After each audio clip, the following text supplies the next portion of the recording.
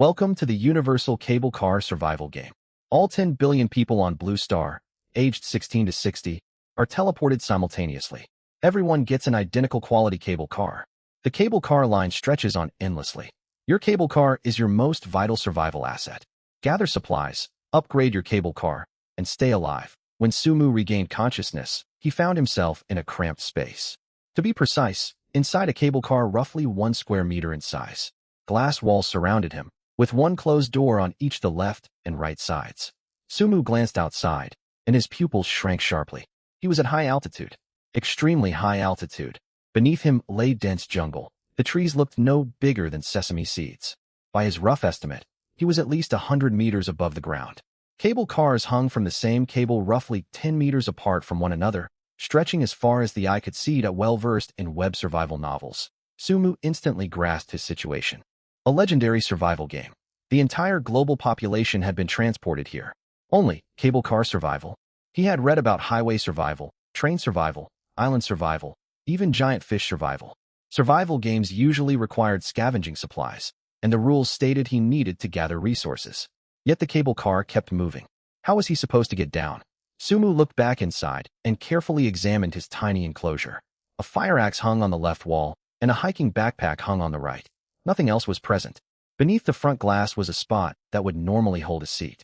Instead, there sat a game console-style control panel with its screen dark. A handbook rested on top of it. 4 large characters adorned the cover: Survival Rules. Sumu picked it up and flipped it open. Inside your cable car, no one may enter without your permission. So long as the cable car remains undamaged, no creature can harm you. 2. With no manual input, the cable car enters idle mode. Idle mode consumes no energy and travels at a steady 5 kilometers per hour. The base cable car measures 1 by 1 by 2 cubic meters. Upgrading it expands internal space and boosts defensive capabilities. 4. Once per day, you may choose to descend to a location to scavenge supplies, then locate an extraction point to evacuate. After evacuation, you will return to your cable car. It is strongly advised to use this ability during daylight hours. Nights are extremely dangerous, and your cable car may come under attack and require your oversight. Naturally, you may ignore this warning if you believe your cable car is sturdy enough and you are strong enough. Everything here operates under a data-driven system. You can view your system interface by calling it mentally. The moment he finished reading, the handbook dissolved into motes of light that coalesced into a virtual interface floating before Sumu's eyes. On the left of the interface stood a human-shaped silhouette with arms outstretched. Empty slots flanked the figure. Below lay the stat panel. Name: Sumu. Level: 1. Race: human. Hunger: 80. Strength: 8. Constitution: 7. Agility: 8. Spirit: 16. On the right sat a miniature model of his cable car. Vehicle: cable car. Level: 1. Armor: 10. Maximum load: 2 tons. Internal space: 2 cubic meters. Iron rollers. Durability: 100. Fuel: 0. External weaponry: none. Sumu studied the model, focusing on where the car connected to the overhead cable. Instead of being permanently welded, it was mounted on rollers. So the rollers could propel the car forward if fuel was available? He frowned. If it sped up, would it crash into the cable car ahead? Lost in thought, a cold mechanical voice echoed in his ears. Region announcement. Cable line number 886. Supplies and treasure chests have been distributed. You may initiate a descent at any time. Choose your landing site carefully. It will affect your odds of finding valuable supplies. Had it already begun? Sumu resisted making hasty decisions. He still knew far too little and needed more information. He tapped to open the flickering regional chat channel. Cable line number 886 regional chat members, 1000/1000. The chat window popped open, messages scrolling rapidly. Holy crap, we really got teleported? Help, I don't want to die. I want to go home. Can someone explain what's going on? Why am I so high up? Finally done with the old real-world grind. Survival mode sounds fair. 1 daily descent to loot, then extract? Feels a lot like that tactical extraction shooter.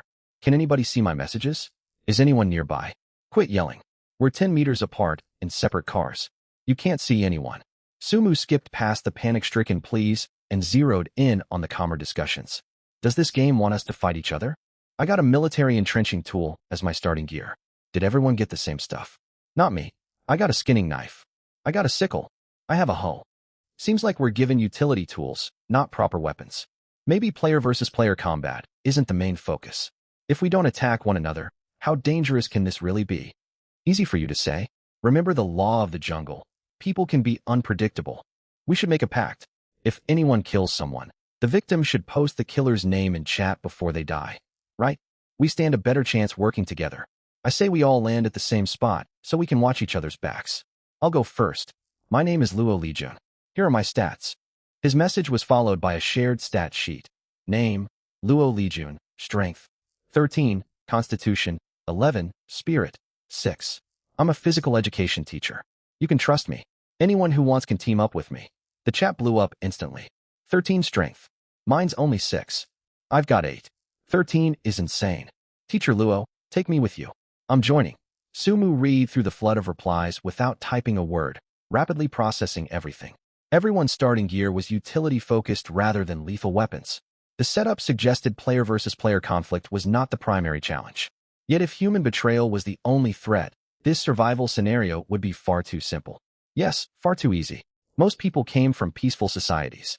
Even with wariness toward strangers, few would immediately resort to killing on sight, which meant other dangers had to exist. Monsters? Or something else entirely. As one commenter had noted, looting then extracting bore strong similarities to extraction-style shooters. Sumu had played those games. Hostile AI enemies existed alongside other players. Those NPCs were weak in game, but real-world equivalents could be deadly if ramped up. With that thought, Sumu typed a message into public chat, a word of warning. My guess is monsters or other hostile creatures exist here. Watching only for other players won't keep you safe. His post quickly drew replies. Agreed. Survival stories always have monsters, otherwise the difficulty is way too low. Wait a second. I glimpsed strange shapes in the jungle. What kind of shapes? Sort of human-looking, but definitely not human or any normal animal. It moved too fast to make out details. I saw it too. It darted through the trees beneath our cable cars. Don't scare me like that. That's all the more reason to team up. I'm with Teacher Luo. Count me in too. Messages volunteering to join Luo Lijun's group flooded the chat. Sumu watched for a while and said nothing more. He looked out the glass. 100-meter drop lay to the jungle canopy below. The window only opened a narrow gap for ventilation. He could not lean out and could only observe through glass. Details on the ground were impossible to make out. He then looked forward and backward along the cable. Visibility stretched roughly 1 kilometer. Beyond that, thick gray fog blocked all sight. Sumu was observing his surroundings when another prompt echoed inside his mind, distinct from the earlier system announcement. Soul compatibility detected. Talent awakening in progress. Talent awakening complete. You have obtained the unique talent. 1 3-choice selection per level unique. You are currently level 1. Please draw your first talent. A flicker of excitement crossed Sumu's mind. A talent awakening. This must be his special advantage.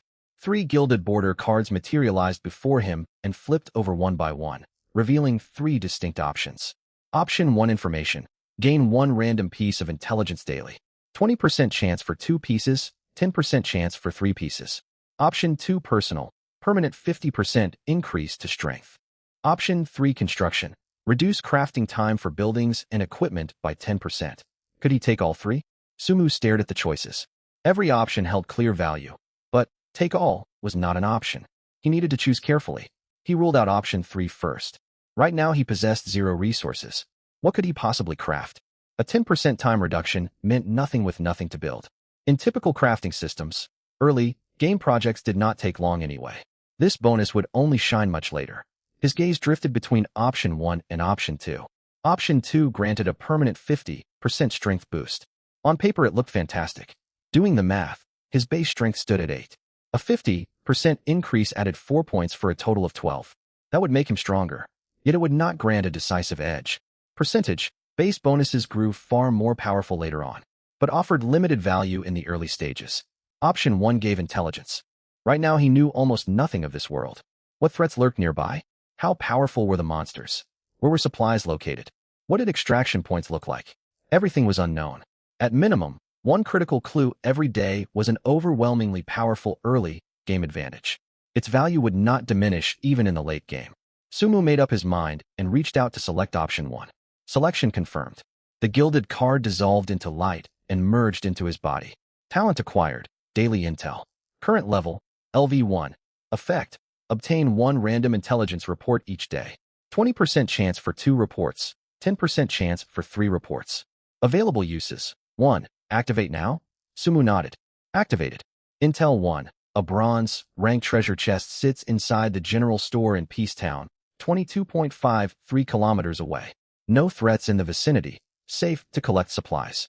Intel 2. A silver, rank treasure chest is located in the backyard of the police station, 27.32 kilometers away. Warning. LV-3 mutated creatures patrol this area. 2 pieces of intelligence. Sumu blinked in surprise. He had hit the 20% probability roll. Good luck today. Green marker coordinates appeared in his field of vision, marking the 2 locations within the fog-shrouded distance. Though the gray mist still obscured his view, the markers displayed exact bearings and distances like waypoints on a game map. Sumu rapidly analyzed the new information. Human settlements existed 20+ kilometers ahead. Traveling at the cable car's 5 km/h idle speed, arrival would take just over 4 hours, a manageable time frame. 2 treasure chests waited. Bronze tier was universally understood to be inferior to silver tier. However, the silver chest was guarded by level 3 mutated creatures. He had no reference for monster difficulty scaling. Yet the explicit level 3 warning paired with his own level 1 status made it clear those creatures posed major danger and were not to be underestimated. He would secure the bronze chest first, then assess the threat level of the silver chest location before deciding whether to risk attempting it. That was his plan. Barely seconds after finishing his analysis, another mental notification arrived. Your cable car is level 1. You receive 1-3 choice talent selection.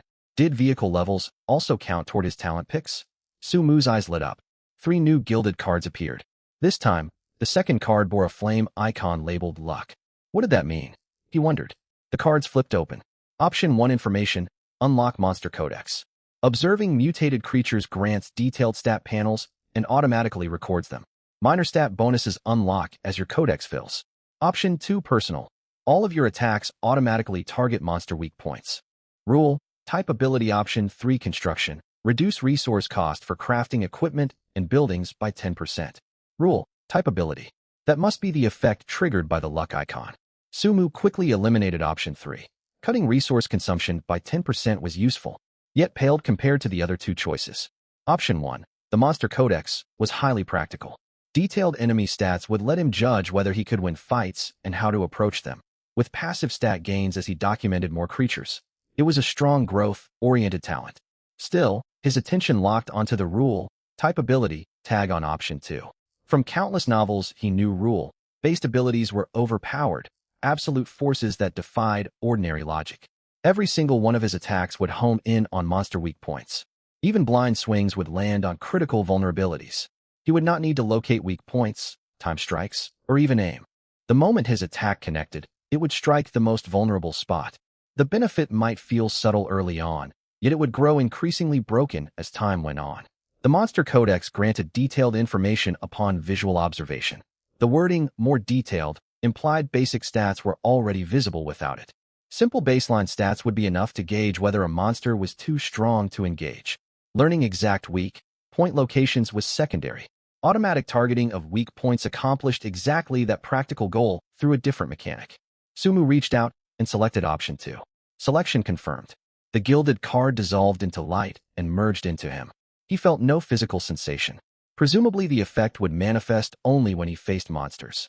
Peacetown remained more than 4 hours away. Sumu made good use of the waiting time by reopening the regional chat channel. His talent had awakened through his soul rather than a standard system bind. That meant other people might awaken talents as well. He wanted to see what others were posting on the subject. These 4 hours gave him a chance to gather intelligence from the collective chat. Information pooled from hundreds of people would outpace what he could discover alone. The chat's message frequency had slowed noticeably. There was no constant flood of new posts. The whole channel had fallen into a strange lull. Luo Lijun broke the silence. Anyone who hasn't joined the group should do so quickly. We depart for supplies in 3 minutes. Also, an update. I already had 13 strength, and I just awakened a D rank strength talent granting a 50% strength boost. The chat exploded once more. Talent awakening? People can awaken talents. Holy hell, I thought I was the only one. I got an E rank talent for 20% faster movement speed. I rolled a D rank fireball spell. Why didn't I get anything? Boss Luo, please take me along. Luo Lijun replied. My hunger value is dropping fast. I skipped breakfast.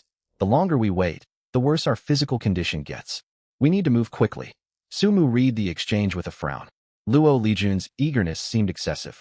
Under normal circumstances, anyone who unlocked a powerful talent would keep it hidden. Either he was genuinely naive, or he had grand ambitions and intended to build influence in these early hours. Regardless of his motives, Luo Lijun had inadvertently supplied Su Mu with valuable clues. 4 key facts became clear. First, talent awakening was not exclusive to him. A portion of the population could trigger it. Second, judging by chat discussion, roughly 5% of people had awakened talents, likely higher. As many would keep their secret like Su Mu. Third, other people's talents carried letter, grade rankings such as D, rank, and E rank. His talents bore no rank marker at all. Fourth, his per-level dual selection mechanic could be compared against others' ranked talents. The 50% strength boost from his first choice option 2 corresponded to AD rank talent. Other chat users reported AD rank talent granting 5% crafting time reduction, so his 10% reduction option would likely rate C rank. His first option daily intelligence talent would easily rank S rank or higher if graded. His talent system operated on completely different rules. Everyone else received only 1 talent, while every level granted him 1 personal talent pick and 1 cable car talent pick. As he leveled up, he would keep accumulating more abilities. The gap between himself and ordinary survivors would keep widening. But Sumu did not get carried away. First of all, this regional channel only had 1,000 people, and the highest ranked talent revealed so far was only grade D. Who knew if anyone was hiding a higher level talent? Secondly, Blue Star's population was several times larger than that of Earth in his past life, amounting to more than 40 billion. Even if high-grade talents appeared at a rate of 1 in 10,000, that would still leave 4 million people in possession of them. More importantly, the opponents he would most likely have to face were not these people. The stronger the talents these people possessed, the more terrifying the inherent dangers of this world would become. Otherwise, it would not even qualify as a survival trial. Sumu pulled his thoughts back and continued to monitor the chat channel. At that moment, Luo Lijun had assembled a group of people and was delivering his final rallying message within the channel. Get ready. Gather at the location we discussed in private chat. Big shot. What's the situation down there? Request a live broadcast. Share what you see. Brother Luo, come back alive. Messages flooded the channel, yet Luo Lijun did not reply at all. Sumu waited as well. He wanted to see whether Luo Lijun's operation could yield any valuable intelligence. But just as this thought crossed his mind, announcement. At Cable Section 886, player Luo Lijun has been killed by a LV-1 mutated creature. A cold mechanical voice echoed across the entire channel. The instant the notification popped up, the chat interface seemed to hit a pause button. Everyone froze. After a long moment, people finally snapped out of it. Holy crap, Luo Lijun is dead. Didn't he have a grade D talent? With 13 strength and a 50% boost, his effective strength was nearly 20. That's almost twice mine. How long was he down there? Not even a minute. Are level 1 monsters this ferocious? The channel erupted. Sumu frowned too. A level 1 monster had instantly taken out a talent bearer with nearly 20 points of strength. He glanced once more at his target zone, the area housing a level 3 mutated creature. He would have to be far more cautious. What exactly happened? Where are the others who went down with Luo Lijun? Say something. Someone began tagging the players who had previously agreed to join the team. There was no response whatsoever. It was then that everyone noticed the number in the top right corner of the channel. It had originally stood at 1,000 and now read 999. Only one person had died. What about the rest of Luo Lijun's party? Luo Lijun called so many people to team up, and he was the only one who jumped. Damn it, a bunch of cowards. Did none of you actually jump down? Exactly. You let him charge in as a scout while you hid safely? Luo Lijun trusted all of you. Accusations poured in. Still, those who had joined the planned group remained silent. Sumu read through the flood of comments and furrowed his brows slightly. He had always believed human nature was fundamentally self-serving. Under these circumstances, this kind of behavior was understandable. When facing the unknown, some were willing to step forward as pathfinders while others held back to observe. It was the most rational choice. Something felt off, though. So many players had responded to the team up call. Even if most chose to hang back, surely a handful would have jumped alongside him. The channel was filled with outrage, yet every member of the group stayed quiet. That was abnormal. Unless a flash of insight struck Sumu. Each cable car was spaced 10 meters apart. There were 1,000 players in this channel, which meant the line of cable cars stretched for 10 full kilometers. Moreover, the game offered no built-in team descent function. All team agreements existed only as verbal understandings. Unless two players happened to occupy adjacent carriages by sheer luck, there was no way for them to land in the exact same spot. Sumu recalled Luo Lijun's earlier statement that he would jump within 3 minutes. Why 3 minutes? Sumu refused to believe it was merely because he had skipped breakfast. Even if that excuse held partial truth, it was hardly the main reason. Far more likely, he had set his sights on a specific landing zone. After coordinating privately with the others, he planned for everyone to converge at that location. The rest of the group had most likely not yet reached that position when news of Luo Lijun's death arrived. Naturally, none of them dared jump anymore. They hesitated, debated among themselves, and had no way to explain themselves amid the chaos, so they simply stayed silent. After sorting through this line of reasoning, Sumu wasted no time typing in the channel. Is it possible that those grouped with Luo Lijun simply haven't reached his landing spot yet? Each cable car is positioned 10 meters apart. Even though individual carriages are not huge, there are 1,000 of us. We passed the same points one after another. Those furthest back could be as far as 10 kilometers away. Luo Lijun jumped, but others may still be several kilometers from that exact location and cannot land together. Can those in Luo Lijun's group confirm whether you have reached that spot? As Sumu's message appeared, the atmosphere of suspicion hanging over the channel eased a little. Holy hell, that makes sense. None of us thought of that. The cable cars aren't side by side. They move in a long line. Moments later, one player replied, "That's exactly it." Luo Lijun messaged us privately. He found a village with a tall water tower at its center and told us to land there to regroup. But I'm still at least 3 kilometers away. At the cable car's speed, it will take more than half an hour to get there. I was also in that group.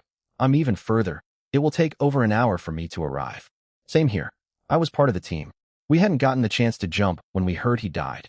Another player commented, "We can see a town from where I am. For the record, I wasn't part of Luo Lijun's group." Someone else followed up, "All I see out my window is desolate wilderness." It really does confirm we are spread far apart, seeing completely different scenery. With these explanations, most upset players accepted the logic. The shadow of distrust that had loomed over the channel faded.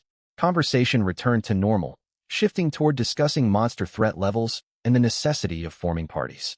This game really is deadly. Teaming up is a must. According to the game rules, picking the right landing zone matters a lot. Towns hold abundant resources, but they will definitely have more monsters too. Hey, each cable car has an identification number. Could we organize teams based on those numbers?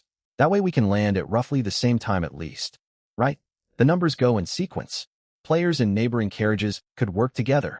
Chat flowed freely in the channel as users brainstormed better ways to team up and deal with monsters. Sumu said nothing further. He had pointed out this truth not out of some noble sense of justice. Quite the opposite. He considered himself fundamentally self-interested. His main motivation for sharing his observation was to prevent the channel from descending into mutual paranoia. Given the monster threat, unity against external dangers was the optimal scenario. If suspicion tore the community apart, people would have to watch out not only for monsters, but also for each other. Some degree of caution toward other players was reasonable. What he wanted to avoid was an environment where immediate hostility reigned and no one could trust anyone. That would turn this nightmare, difficulty survival scenario straight into hell mode. No one would willingly raise the difficulty level for themselves. A few simple sentences had restored a baseline of mutual trust. Why not do it? Beyond that, Sumu knew from reading survival novels that supplies could presumably be traded between players. He could not possibly gather every resource he needed on his own. Sooner or later he would have to barter with others. The more players died, the fewer potential trading partners he would have, hindering his own development. Shaking off his thoughts, Sumu looked out the window. The cable car continued moving at a steady pace. Up ahead, a gap opened amid dense woodland. A cluster of blue-tiled houses lay below, a typical southern-style village. Rising prominently above all other buildings at the village center stood a water tower. That was where Luo Lijun had jumped. The cable car soon glided directly over the settlement. Sumu peered hard through the glass. Faint moving figures were visible down on the ground. Green figures. Instead of hiding within the woods, they roamed the village's open grounds, easy to spot. They moved slightly faster than ordinary humans. Encountering one alone would be dangerous, but several people working together ought to be able to handle it. Sumu shook his head. Still, better not provoke them if avoidable. The cable car moved past the village and traveled onward. For the next 4+ hours, Sumu kept a close eye on the chat channel. Many more players died during this stretch. The player count in the top right corner dropped from 999 all the way to 921. Yet a great deal of useful information accumulated. He finally learned the identity of those green creatures, goblins. One player shared an observed stat panel they had glimpsed from above. Goblin LV1, Strength, 18, Constitution, 15, Agility, 9, Spirit, 5. Their strength neared 3 times that of an average human, and other attributes sat at roughly double baseline human levels. These creatures lived in groups. Fortunately, goblin packs nearby tended to be small. Players most often encountered 1 or 2 individuals, occasionally 3. Another key piece of news: despite their intimidating stats, goblins could be killed. The basic starting tools provided by the system, axes, hoes, and similar implements, dealt substantial damage against them. Some teams had already successfully slain goblins. Killing them dropped various everyday supplies. No particularly rare loot had been reported so far. Naturally, few players openly reported their goblin kills. It was entirely possible some concealed valuable drops. Players also reported scarce resources out in the wilderness. Most consumables found were wild fruits in thick forest zones. Lucky explorers occasionally located treasure chests, almost always gray, ranked. These mostly yielded basic supplies such as canned food and bottled water. Of course, Sumu knew this information was incomplete. Some players might have found outstanding loot and chosen not to announce it. Even so, Sumu was satisfied with what he had learned. One conclusion was clear for now. He could forget about pursuing the silver, ranked treasure chest. If level 1 goblins possessed such formidable stats and required multiple players to defeat, he stood no chance whatsoever against level 3 creatures. Just as he settled on that assessment, his first green coordinate marker, the small general store in Peace Town, drew near, only 100 meters away. Sumu grabbed his backpack hanging inside the cable car and picked up his axe, getting ready. Mountaineering backpack, capacity for 20 kilograms of supplies. Fire axe, armor-piercing 10, durability 100. Note: higher strength increases damage dealt. Holding the fire axe in his hand calmed his nerves a little. He then opened his system panel. Available descents remaining. 1. Consume 1 descent to land?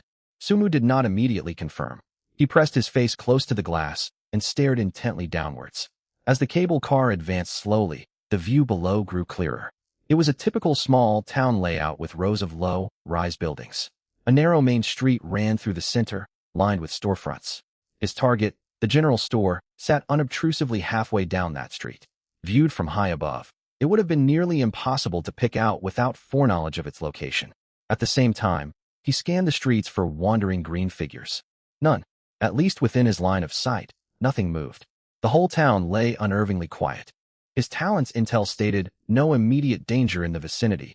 Resources can be safely collected. For now, he had no choice but to trust its accuracy. The green coordinate drew closer. 50 meters, 30 meters, 10 meters, 0 meters. Now, Sumu pressed confirm. The cable car doors slid open automatically. A black vortex materialized out of thin air, its edges shimmering dark purple, bottomless. Sumu took a deep breath, gripped his fire axe tightly, and stepped forward into it. The transition through the vortex brought near instant blindness before his vision returned. Axe raised and ready for combat, Sumu quickly adjusted to ambient light. Even though his intel claimed no nearby threats, he kept his guard fully up. Moments later, he realized he was inside a sparsely furnished small general store. The space spanned barely more than 10 square meters. Shelves resembling delivery, storage racks held assorted snacks. He could survey the whole room at a glance. Nothing out of the ordinary presented itself. Sumu relaxed slightly. Brief relief over, he began searching the premises at once. In one corner, he spotted a meter-wide iron case glowing with bronze radiance. A bronze, ranked treasure chest. Sumu walked straight over. The chest was unlocked. He lifted the lid. Resting inside was a vest resembling body armor. Obtained. Simple bullet, resistant vest white grade, rank, tier, 2 armor, armor value, plus 15, durability, 100/100, weight, 1.5 kilograms. Without hesitation, Sumu put it on immediately.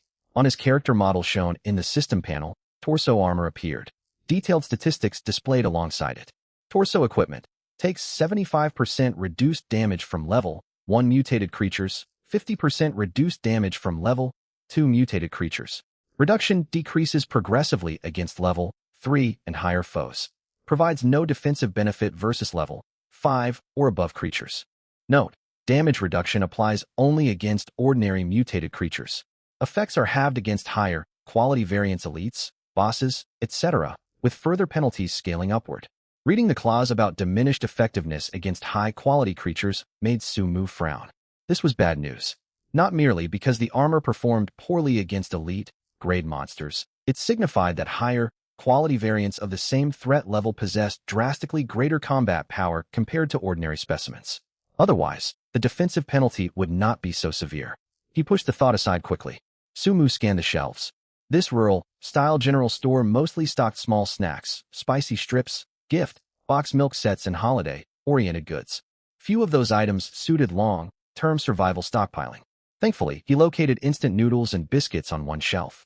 He stuffed them rapidly into his backpack. He also found a box of chocolate. Several bottles of bottled water followed. He passed over spicy, flavored snacks. Eating them would create extreme thirst and waste precious water. He would not carry such items in the early game phase. Soon his backpack was filled. Passing the counter holding tobacco and alcohol products, he stuffed 3 or 4 packs of cigarettes into his trouser pockets. He did not smoke himself, but tobacco would be extremely valuable currency for players who did. Useful for future trades. He slung the loaded backpack onto his back. It felt noticeably heavy. His current load stood at 12 kilograms. He checked his character sheet. His maximum carry weight was 40 kilograms, 80 gene. Movement speed would be heavily impaired once hitting 20 kilograms, and running would become impossible past 40 kilograms. This limit correlated with his strength stat of 8 points. 12 kilograms was still perfectly manageable. Once he had secured all supplies he wanted, Sumu opened his system panel. A mini-map prompt had popped up the moment he landed, which he had ignored while looting. He examined it now. A translucent map unfolded before him, labeled Peace Town. Most of Peace Town remained shrouded in darkness. Only the general store where he stood was illuminated. He would need to physically travel through areas to reveal them on the map. What caught his eye were 2 evacuation icons in the top, right, and top, left corners of the map. The meaning was clear. Reach those locations to teleport back to the cable car line. He chose the right hand evacuation point without second thought. The top left marker sat on the side of the map containing the second coordinate with the silver rank treasure chest. Traveling there would force him near that zone. A level 3 monster resided there. He was in no condition to fight it. The idea of observing from a distance or waiting for an opportunity did not cross his mind. He possessed his special advantage. If he played it safe and developed steadily, he would grow powerful over time. Taking things one step at a time was the wisest approach. He headed straight for the right side extraction point. Finished with planning, he gripped his axe and peered outside through a narrow gap he created by cracking the glass door open. A street stretched out before him. Surprisingly, no monsters roamed in sight. He proceeded outside carefully nonetheless. He encountered 0 creatures along the way. This struck Sumu as odd. The area was far too quiet. Even out in the wilderness, monster encounters were fairly common. Still, no monsters was a good thing. He wanted no fights right now. He passed numerous residential buildings. Following typical survival game logic, he could search each house 1by1. Additional supplies or even treasure chests might lie inside. Sumu dared not enter them, though. Walking inside could mean stumbling straight into a mutated creature, which would be deadly. He kept moving forward without incident until he neared his destination. One strange detail. As he drew closer, faint sounds of combat drifted to his ears. They were muffled, as if originating far away. Sumu had no intention of investigating. He wondered if other players might have landed nearby. Regardless, he would not go to check. He arrived at the designated evacuation site.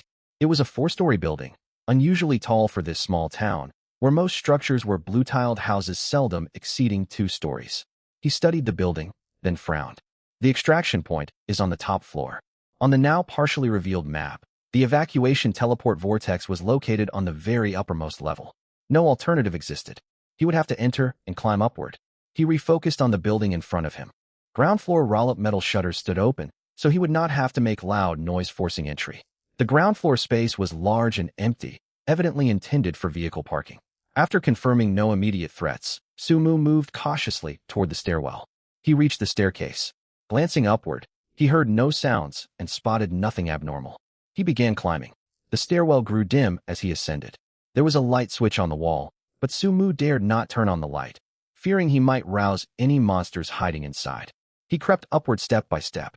In the deep darkness, he could hear nothing but his own breathing. Fortunately, no danger had crossed his path so far. Yet just as he was about to reach the landing for the second floor, a green figure suddenly loomed directly ahead.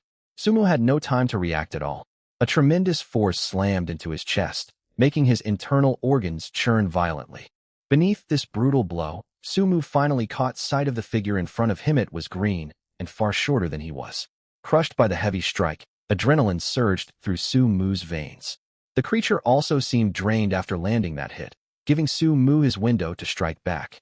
He could barely make out details in the dark, so he swung his axe wildly at random. To his surprise, no matter how recklessly he swung, every blow landed true on the target. Warm blood splattered across his face. When the surge of adrenaline faded, the figure before him lay mangled and broken. Killed L1 Elder Goblin. Experience +1. At the sound of the system prompt, Sumu gasped for breath. His hands still trembled, but he forced himself to calm down. Only then could he see clearly. This was a hunched-over goblin. Its skin was wrinkled like dried bark, yet its muscles were knotted and powerful. Judging from the contours of its torso, this was a female goblin. Aged, hideous, yet brimming with brute strength. After slaying the goblin, he spotted a wooden box on the ground. Sumu did not reach for it right away. Instead, he scanned the stairwell thoroughly and stayed on guard. He waited a short while to confirm no other creatures lurked nearby before pressing a hand to his chest. The area still throbbed with pain. This had only been a level 1 goblin, and his secondary grade armor had reduced 75% of the incoming damage. Without that armor, that single blow would likely have killed him. He was also thankful the creature had not aimed for his head or other vital parts. The outcome would have been catastrophic. Collecting his wits, Sumu opened the wooden box. Obtained, chocolate ×1. Obtained, mineral water ×1. He stuffed the chocolate into his pocket, picked up the water bottle, and drank several gulps. He then set the bottle gently beside the stairs and prepared to keep climbing. Just then, faint, high-pitched babbling noises drifted from behind the second-floor door. The sound was grating to the ears. Sumu frowned. More monsters? Without hesitation, Sumu sprinted upward. He had to reach the rooftop and escape through the portal as fast as he could. He ran all the way to the 4th floor, and no pursuing footsteps echoed from below. Still, Sumu dared not relax. When he reached the 4th floor landing, he noticed the 4th floor door stood wide open. A sharp sense of dread washed over him. That same babbling sound emanated from within the room. There was no turning back. Sumu tightened his grip on his axe. He had no choice but to charge forward. He rushed ahead without hesitation, fully braced for combat. However, no attack came as he reached the 4th floor doorway. What he saw inside filled him with utter disbelief. The creatures making those noises were indeed goblins. But they were goblin pups. Goblin pups were crawling, rolling, and playing on the floor. A few tottered about on unsteady legs, while others huddled in the corners. A thick stench of blood hung heavy in the air throughout the room. Some of the pups gnawed on something. Human arms, internal organs, dried human hands. Sumu fought back nausea as he studied these goblin pups, none of which reached even his knees. Moments later, their stats appeared before his eyes. Goblin pup LV1, Strength 4, Constitution 3, Agility 5, Spirit 1.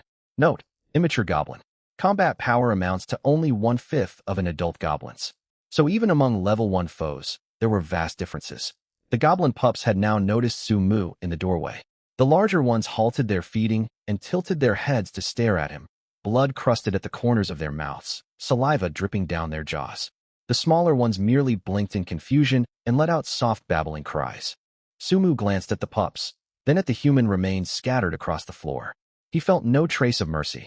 He tightened his hold on his axe and stepped into the room. While dispatching these goblin pups, Sumu took the chance to test exactly how his talent, all attacks lock onto monster weak points, functioned. During his fight against the elderly goblin, he had swung mindlessly in a rush of adrenaline amid total darkness, so he had not observed the talent's actual effect.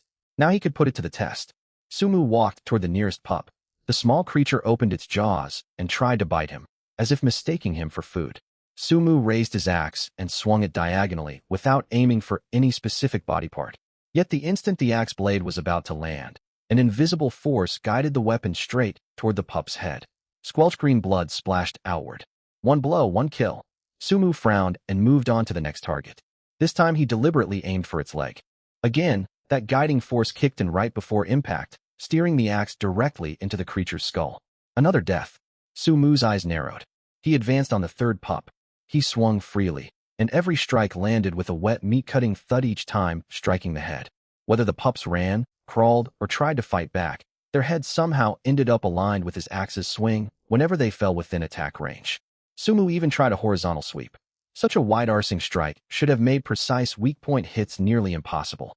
Instead, 3 goblin pups had half their heads sliced off simultaneously. All hits landed perfectly. This talent, Sumu drew a deep breath, stunned.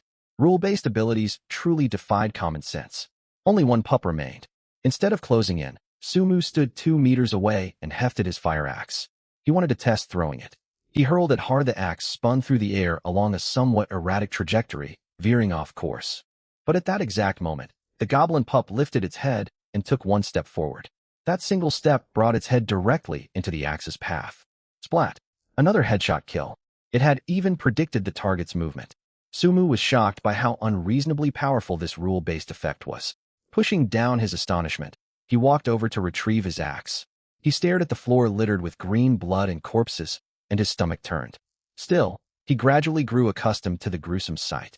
His discomfort faded further when he noticed a wooden box beside every corpse and heard the constant stream of system notifications ringing in his mind. Killed LV1 Goblin Pup, experience +1.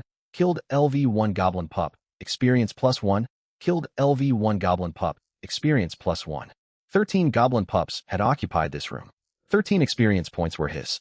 Sumu quickly opened all 13 drop boxes.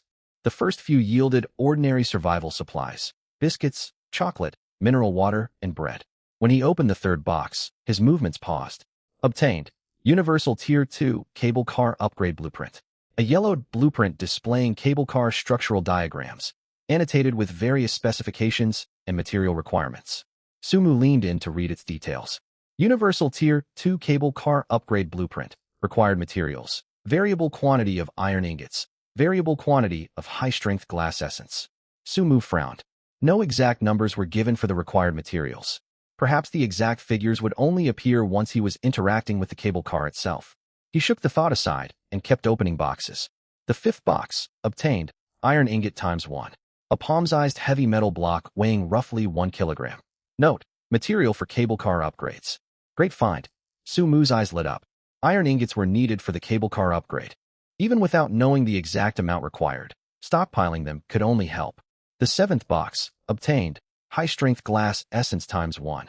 A billiard ball-sized transparent block, also weighing around 1 kilogram. Another upgrade material. Sumu grew more excited and hastened to open the rest. Biscuits, water, chocolate, iron ingots, glass essence. Sumu tallied his new loot. Iron ingots ×4, high-strength glass essence ×3. He also had a stockpile of biscuits, mineral water, and chocolate, enough to sustain him for several days. Plus the most valuable item of all, the upgrade blueprint. His backpack was overflowing. He tore a dirty blanket off the bed in the room. Though it reeked of urine and rot, Sumu paid no mind. He wrapped all his newly acquired supplies inside the blanket and set the bundle down by the 4th floor doorway. He was not heading for the extraction point just yet. Before climbing upstairs, he had heard those babbling noises coming from lower floors.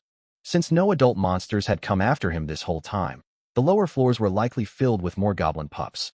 Only pups, no adult goblins. Axe in hand, Sumu moved cautiously down to the 3rd floor. The 3rd floor door also hung slightly ajar. He pushed it open. The scene inside mirrored the 4th floor, over a dozen goblin pups playing, biting, and crawling about. Without hesitation, he stepped inside and began clearing them out. 3 minutes later, green blood stained the floor. Experience +1, experience +1, experience +1. Obtained. High-strength glass essence ×1. Obtained. Iron ingot ×1. Obtained. Fuel 1L. He gathered the loot rapidly and wrapped it in another bedsheet. Then he descended further. 2nd floor. The same scene repeated. Experience +1, experience +1, experience +1. Obtained. High-strength glass essence ×1. Obtained.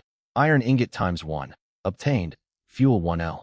Once he finished collecting everything, Sumu checked his experience value. Current experience, 54 out of 100. He needed another 46 experience points to reach level 2. That was not his main concern. Far more important were his gains from clearing the building. Experience, 54 out of 100, food and water sufficient for roughly half a month, and large quantities of upgrade materials.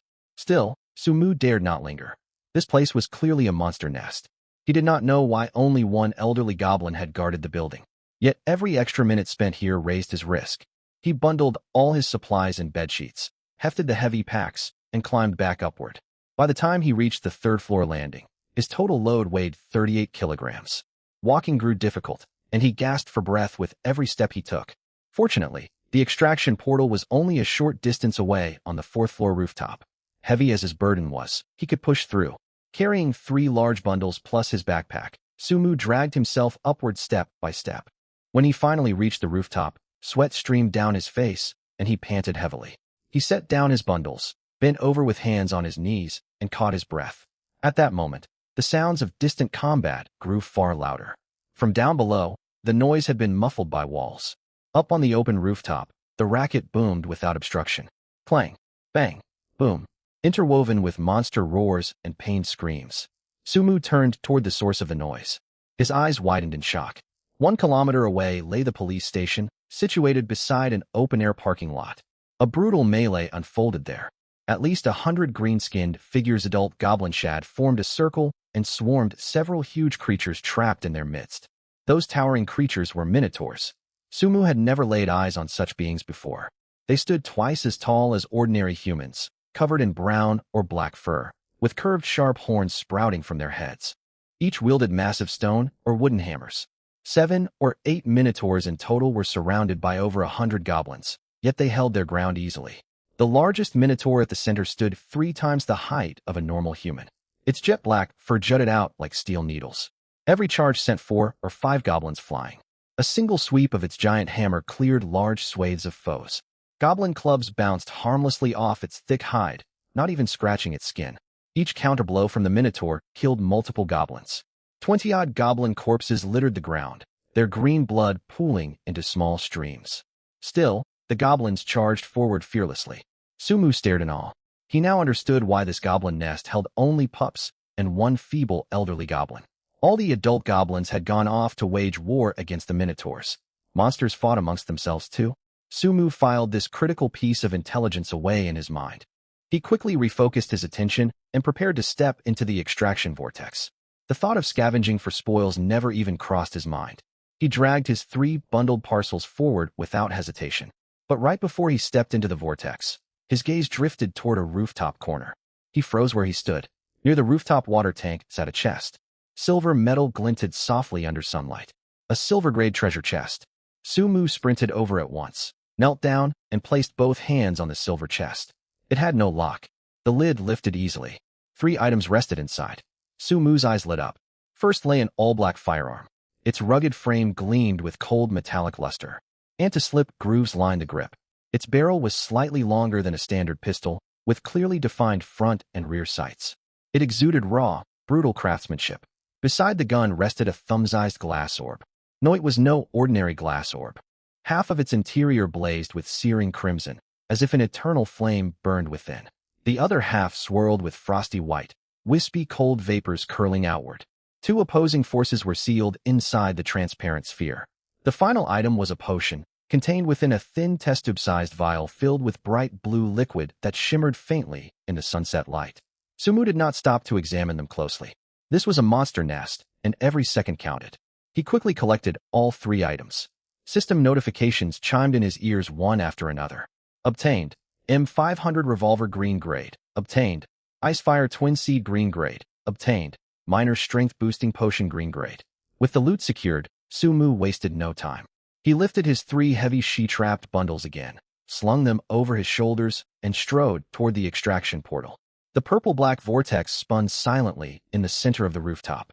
The instant he crossed its threshold, a 10-second countdown appeared before his eyes. When the countdown hit 0, a familiar sense of weightlessness washed over him.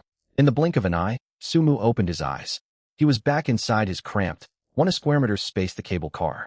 Familiar glass panels, familiar walls, his axe hanging on its hook, his backpack in its place. Sumu let out a long sigh of relief and set down his 3 large bundles along with his backpack. The already tiny cabin was instantly stuffed full. The 3 she-trapped bundles piled on the floor occupied most of the available space. His backpack wedged itself into a corner. Sumu could only sit curled atop the bundles, barely able to turn his body. Still, he paid little mind to his cramped surroundings. Time to tally his spoils. Sumu untied each sheet-wrapped bundle in turn. Supplies spilled out onto the floor, forming a sizable mound. He sorted through them while mentally listing everything he had acquired. First, cable car upgrade materials. Universal tier. 2 cable car upgrade blueprint ×1, iron ingot ×11, high-strength glass essence ×8. Then survival supplies. Chocolate ×24 bars enough for many days. Instant noodles ×22 packs multiple flavors. Mineral water ×34 bottles 500 milliliters each. Vacuum-packed bread ×32 portions long shelf life. Cigarettes ×3 unopened packs soft jonghua. If rationed carefully, these supplies could sustain him for more than 10 days. There was just one problem. Space was severely limited. Sumu stared at the mountain of supplies piled at his feet and shook his head helplessly. Barely any floor space remained in the 1 square meter cabin. He sat cross-legged on top of the bundles, his back pressed tight against the glass wall. He needed to upgrade the cable car as soon as possible. Sumu set aside all upgrade-related materials in one spot and stacked his survival supplies neatly in the corner.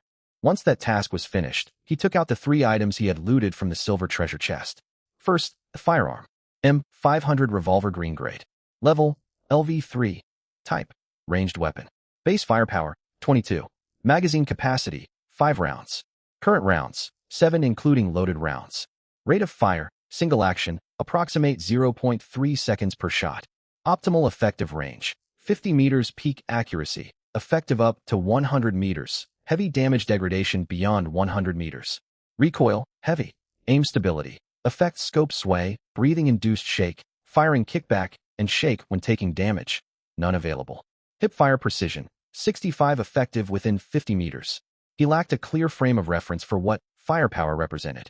Judging from his experiences fighting with the axe, however, the mechanics resembled real-world logic. Even goblins with high constitution fell to well-placed axe strikes, especially critical hits to weak points. Firearms should deliver instant kills so long as weak point hits connected. Naturally, there would still be differences from reality. Sumu equipped the revolver to see whether it would display detailed stats, just like his armor had. As he equipped the weapon, a model of his character appeared on his system panel, the revolver now held in its right hand, with detailed statistics displayed beside it. Held weapon LV3 green. Against level, 4 elite mutated creatures. Damage dealt reduced by 25%. Against level, 5 elite mutated creatures. Damage dealt reduced by 50%, with further reduction for higher level foes. Against level, 1 elite mutated creatures. Damage dealt increased by 50%. Against level, 2 elite mutated creatures. Damage dealt increased by 25%. Note, this is a green-grade elite tier equipment. It grants bonus damage against foes of lower quality, and its effectiveness drops against higher-level targets. After reading these attributes and comparing them with the stats of his previously obtained armor, Sumu roughly assessed the general effects of this gear. Equipment had grades and tiers.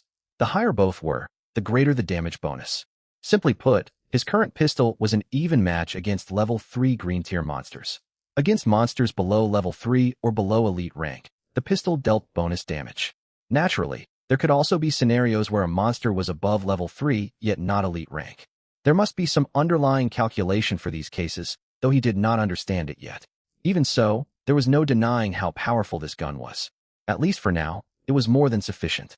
The only downside was that he only had 7 bullets, and no way to obtain more. He would have to check the public channel later for any relevant clues.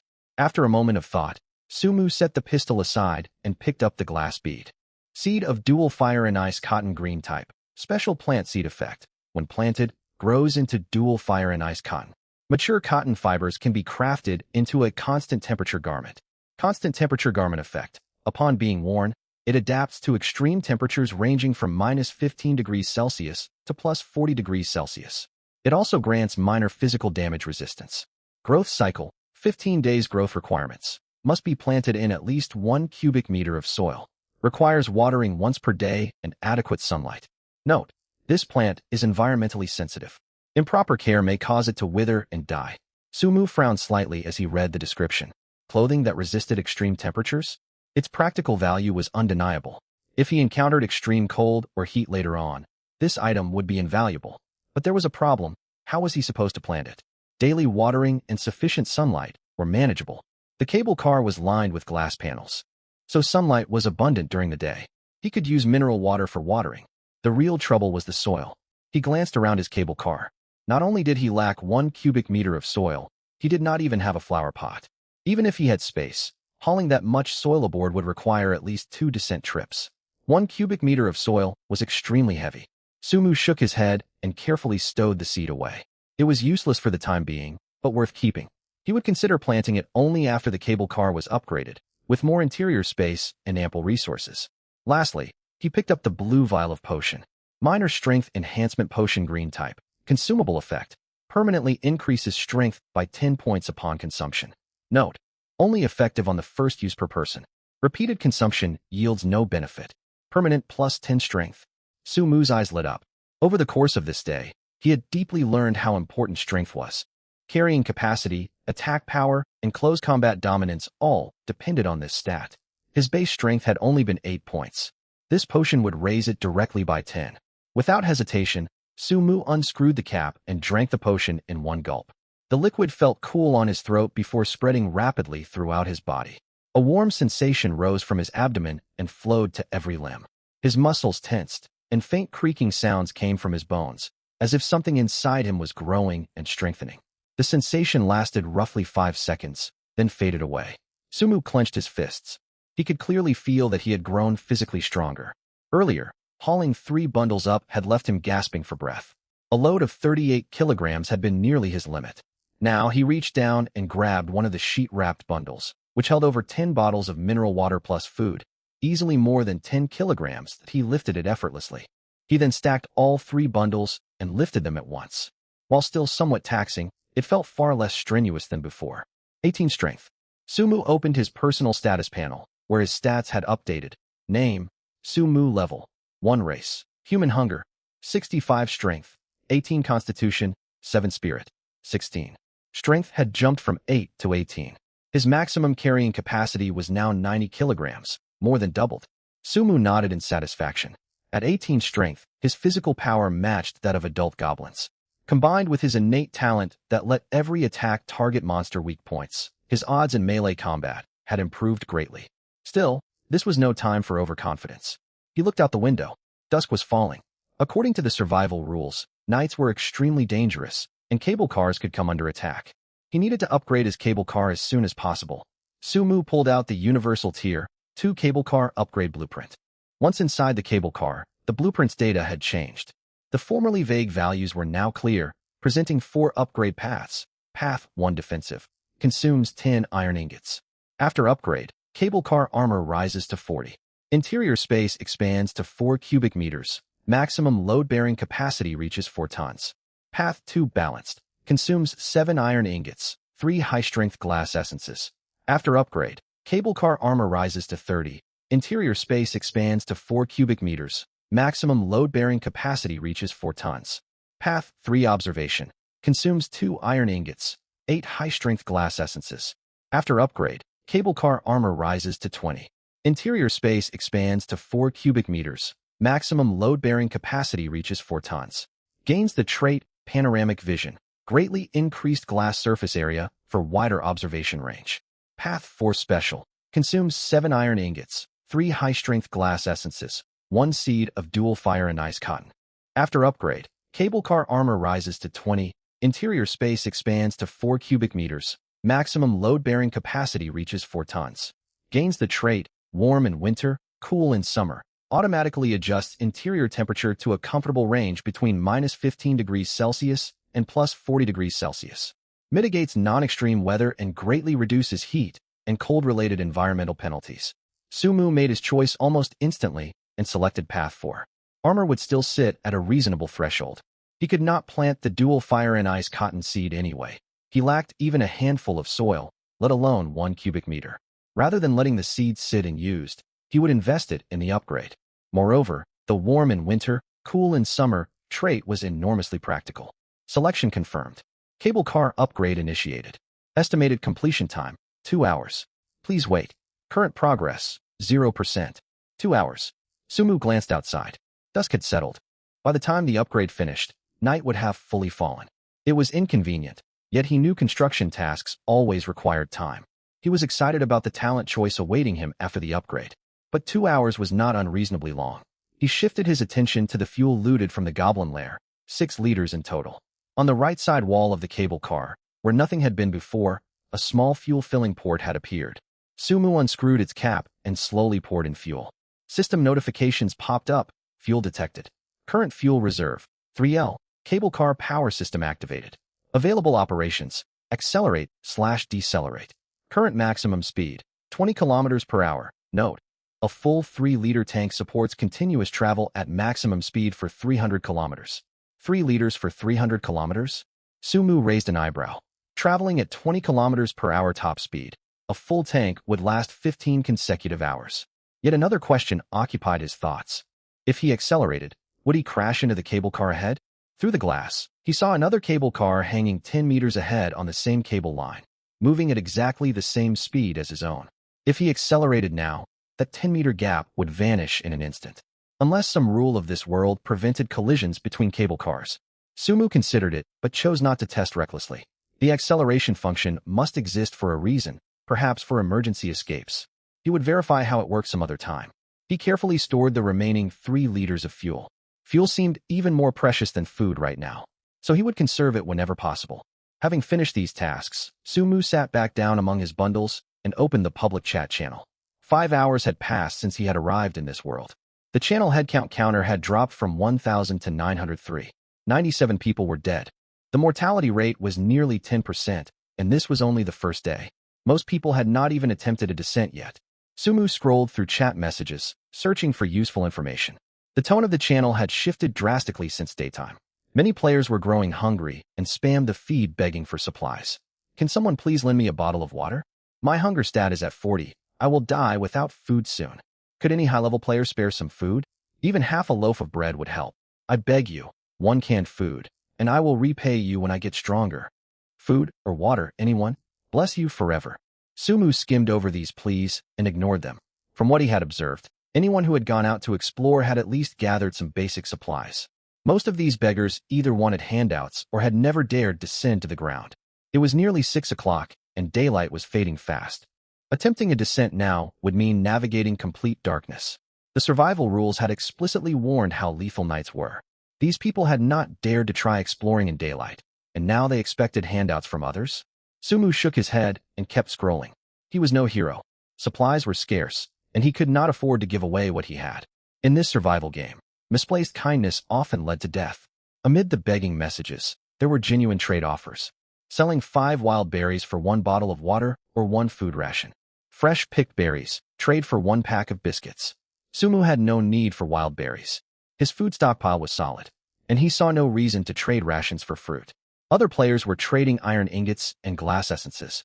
1 iron ingot for 5 bottles of mineral water or 5 food rations. 1 high-strength glass essence for 6 food rations. Firm price. Sumu frowned. 5 food rations for 1 iron ingot? From his own experience, looting boxes dropped by juvenile goblins yielded iron ingots or glass essences roughly 1/3 of the time, alongside food and water. In that sense, the asking price was not entirely unreasonable. Still, he checked his inventory. Mineral water, 34 bottles. Instant noodles, 22 packs. Bread, 32 portions. Chocolate bars, 24. Cigarettes, 3 packs. His supplies would sustain him for roughly 10 days. He already possessed decent amounts of those crafting materials. Who knew what resources Tier 3 upgrades would demand? If he traded away food now, future purchases would become far harder. Furthermore, there was no guarantee his next descent would be as fruitful. He might land right in the middle of monster territory, where simply surviving would count as victory, never mind looting. After weighing the options, Sumu decided against trading for now. He would only part with food in exchange for something truly valuable. Messages flew by rapidly. Purchase requests, sales, complaints, cries of despair. None caught his eye. Frustrated, Sumu posted his own offer. He would trade food for blueprints. No one responded with blueprints. Instead, he received private messages full of pleas for supplies. Some even called him cold-hearted. He ignored all of them. Very few players possessed blueprints. They were likely obtained only by killing monsters or opening treasure chests. Those strong enough to defeat monsters already had food and had no need to trade. Those lucky enough to get blueprints from chests would likely hold on to them, waiting for better offers. There was nothing Sumu could do to force a deal. He kept reading for a while longer, still finding nothing of interest. Daylight faded further. Just before the sun vanished completely, one post seized his attention. Selling tier, 1 strength type, breakthrough talisman. Asking price, 20 food/water rations. Blueprints also accepted. 1 blueprint counts as 10 rations. Sumu's gaze locked onto the message. A tier, 1 strength type, breakthrough talisman. He opened the post's details and the talisman's stats appeared before him. Tier, 1 strength type, breakthrough talisman, white type.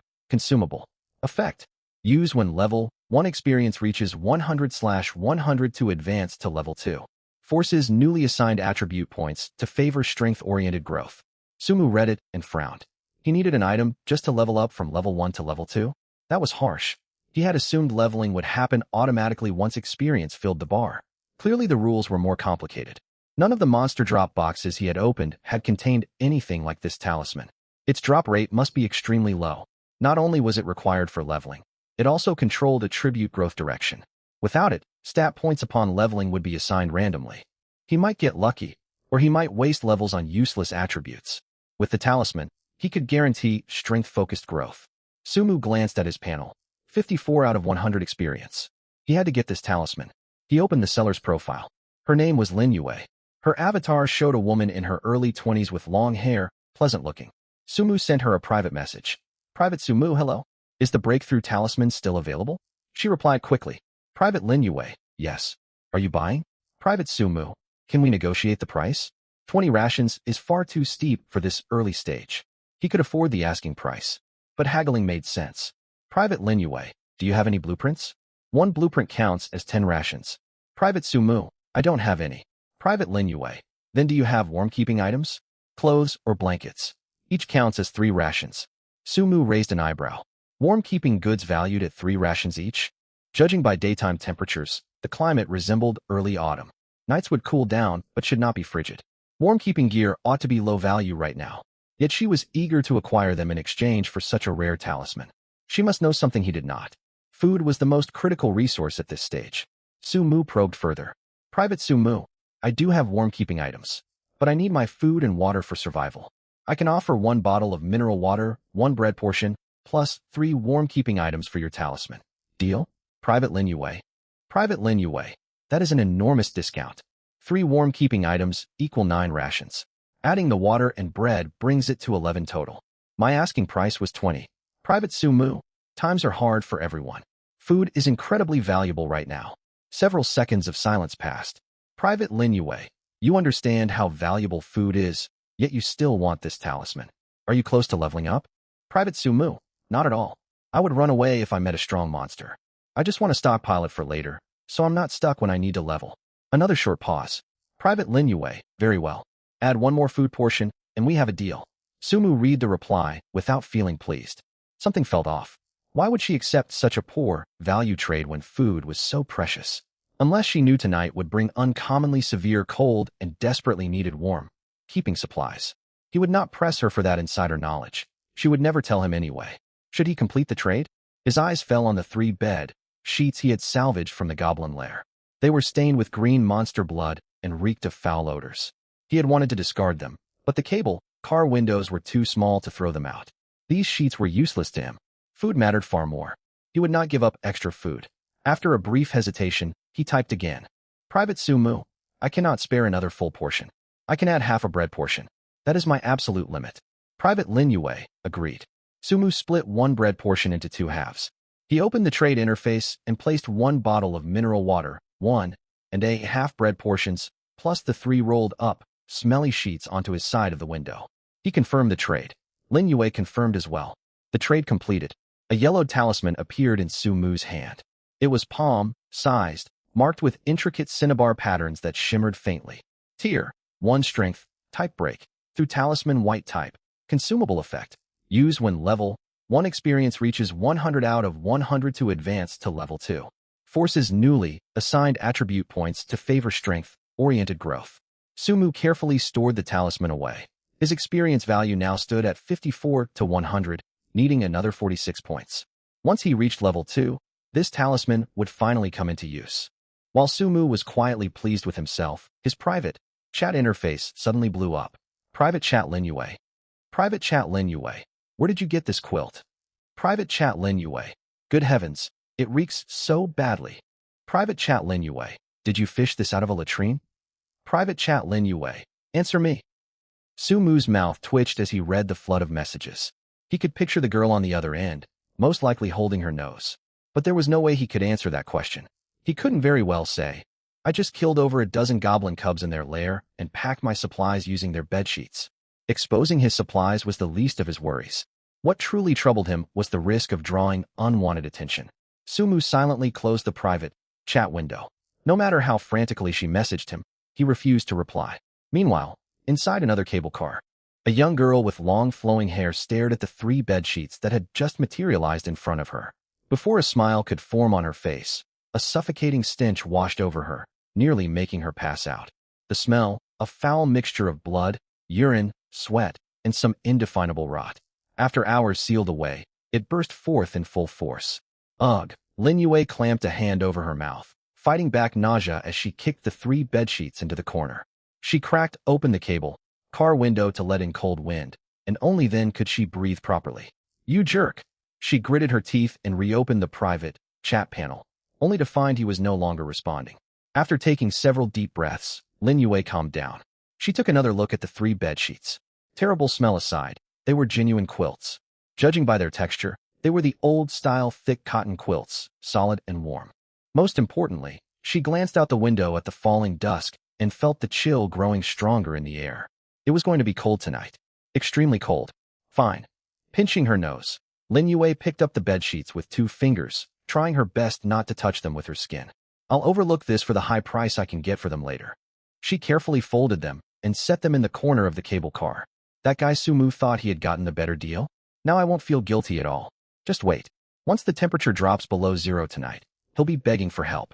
Sumu knew nothing of these thoughts. After closing the private chat window, he kept browsing the public channel. As daylight faded, the mood in the channel grew increasingly restless. Messages begging for food and water scrolled non-stop. Some people tried to trade materials like iron ingots and glass essences, yet few were willing to take them. These items were useless scrap. Sumu checked his own stockpile, then looked at the posts from people offering iron ingots for food. After a moment's hesitation, he decided against trading. He would not trade away anything except blueprints and special items for the time being. As for those who dared not even attempt their first landing, Sumu shook his head. He was no saint, and he had no obligation to save them. Scrolling further, he noticed something. The truly capable survivors who could slay monsters hardly spoke in the channel. On the rare occasions someone shared experience, it was only generic warnings like, goblins are strong, team up if you can. No one mentioned specific loot, chest locations, or monster weaknesses. That was the mindset of real survivors. Sumu pulled his gaze away, about to close the channel, when a cold shiver ran over him. He looked instinctively out the window. Night had fallen completely. But this was no ordinary night. Outside lay thick, absolute darkness, with not a trace of moonlight. The gray fog had grown denser after dark, swallowing the whole world until nothing could be seen at arm's length. Chill seeped in through gaps in the glass. Sumu glanced at the system display. Current outside cable, car temperature, 8 degrees Celsius. 0.8 degrees. He remembered it had been well over 20 degrees during the day. Temperatures had plummeted more than 10 degrees, and the cold kept worsening. Sumu pulled his clothes tighter and narrowed the window gaps to a minimum. It made no difference. This was not ordinary cold. It was a bone-piercing, gloomy chill, as if something lurked and watched from within the fog. The public channel erupted. Damn it, it's freezing. How can it be this cold already? It must be below 0. Does anyone know what's wrong with this weather? 20+ degrees by day, freezing at night. Help! I have no warm clothes. I'm going to freeze to death. Just then, a new post popped up. Lin Yue, selling warmth supplies. 3 cotton quilts. Excellent heat retention. 10 portions of food or 1 blueprint. No other trades. No haggling. Sumu raised an eyebrow. 10 portions each? He had traded 3 warmth supplies for 9 portions of food, plus a bottle of water and 2 loaves of bread to get the talisman. Now Lin Yue was reselling those 3 quilts for 10 portions of food apiece, or 1 blueprint. She had more than doubled her profit in one flip. Sumu read her post and looked out at the darkening, frigid world. She must have known how cold tonight would turn out. Otherwise, she would not have specifically asked about warmth supplies during their trade, nor timed her sale for exactly this moment. But how had she known? Sumu sank into thought. His first guess was a talent. Perhaps she had an ability that let her sense the weather. Yet on second thought, that seemed unlikely.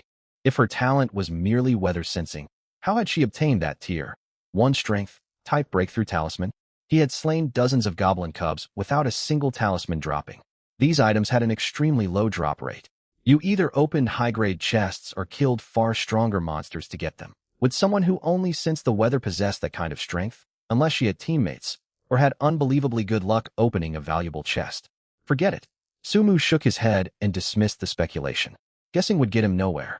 No one would reveal such information to others, just as he would never expose his own talent. One thing was clear, though, Lin Yue was no ordinary person. Smart, well, informed, and bold enough to act. He would have to stay cautious when dealing with her in the future. As for holding a grudge, Sumu felt none.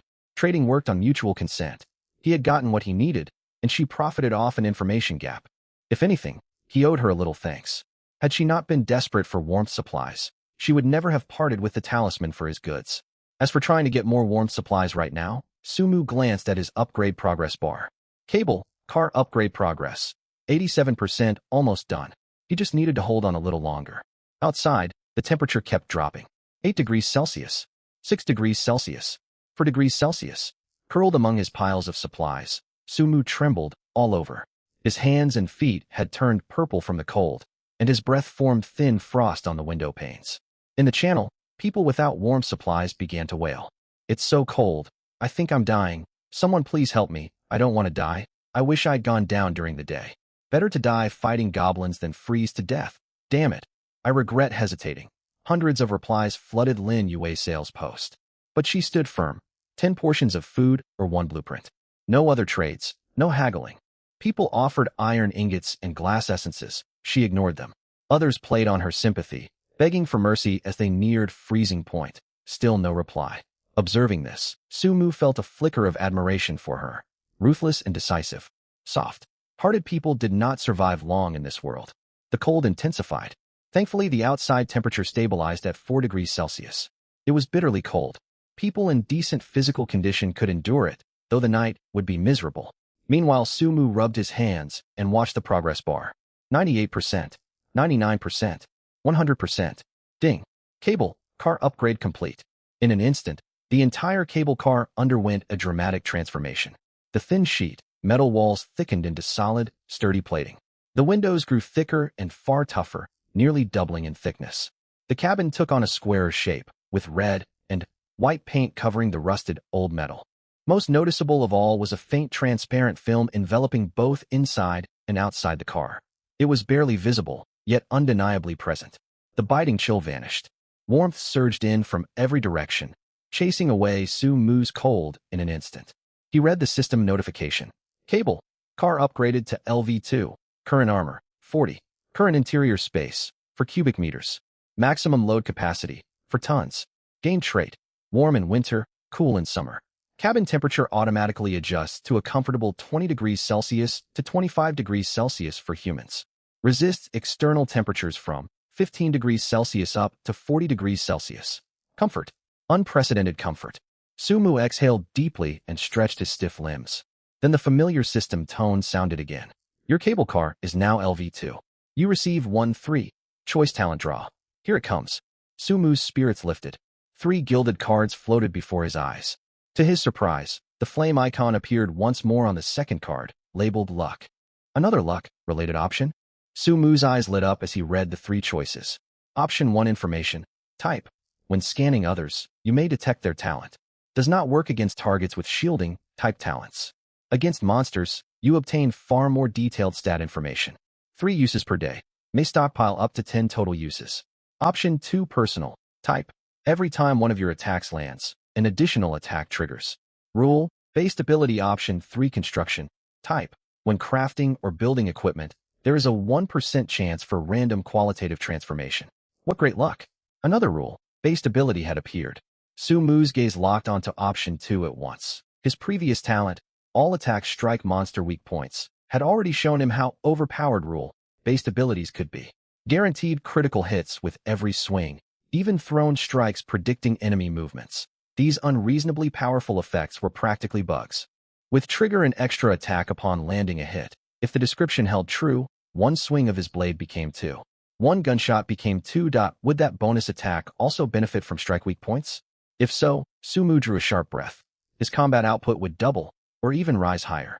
As for option 1 and option 3, information type skills were useful, yet the 3 use per day restriction was heavy. Against monsters, it only granted extra stat details, far less practical than guaranteed weak point strikes. Option 3's 1% chance for qualitative transformation was pure gambling. Amazing when it triggered, but far too unreliable. Without hesitation, Sumu reached out and selected option 2. Selection successful. The gilded card dissolved into specks of light that flowed into his body. Just like last time, he felt no physical sensation. He threw a punch toward empty air. Nothing happened. Evidently, the extra attack only activated when hitting an actual target. Sumu lowered his hand and looked outside. The fog swirled and darkness reigned. Inside his cable car, however, it was warm as spring. Out in the channel, people still shivered, wailing, begging, and cursing. Someone had already traded a blueprint to buy one of Lin Yue's quilts. Sumu glanced briefly, then looked away. He peered out at the roiling fog. Something large seemed to shift slowly within the mist. Sumu took one look and paid it no further mind. He could not hope to deal with a creature of that scale. Turning away from the public chat, Sumu forced himself to sleep. He needed rest and stamina to search for supplies tomorrow. Exhausted from constant tension and a full day of scavenging, he drifted off quickly. In his sleep, Sumu heard what sounded like raindrops tapping against the windows. At first he ignored it, assuming it was merely rain. But the rain grew louder and denser, countless impacts hammering against the glass. Sumu's eyes fluttered open. One glance jolted him fully awake. He sat bolt upright. That was no rain. Something was slamming violently against his cable car. Darkness and fog obscured its exact form. He could only make out silhouettes of fist-sized creatures. He checked his cable car armor status. Current armor, 40/40. Durability, 99%. No damage at all. The fist-sized creatures struck the windows without leaving so much as a scratch. Sumu breathed a sigh of relief. He recalled the earlier warning. Nights were extremely dangerous. Yet this danger seemed less terrifying than he had imagined. Then a thought struck him. His was a level 2 cable car with 40 armor points. What about people still stuck at level 1? Their thin metal and glass only had 10 armor points. Could they withstand this constant pounding? Sumu opened the public channel. Sure enough, it was in chaos. Damn, what are these things slamming into my cable car? Help. My car is shaking badly. I don't think it can hold. Does anyone know how to fight them? Dents are already showing on my windows. We're done for. If the car breaks, will we fall from this height? I tried hitting the glass with an axe to scare them off, but it does nothing. Somebody help me. I don't want to die. My window is cracking.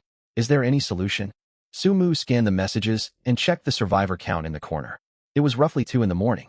The number had dropped from 903 before bedtime to 812.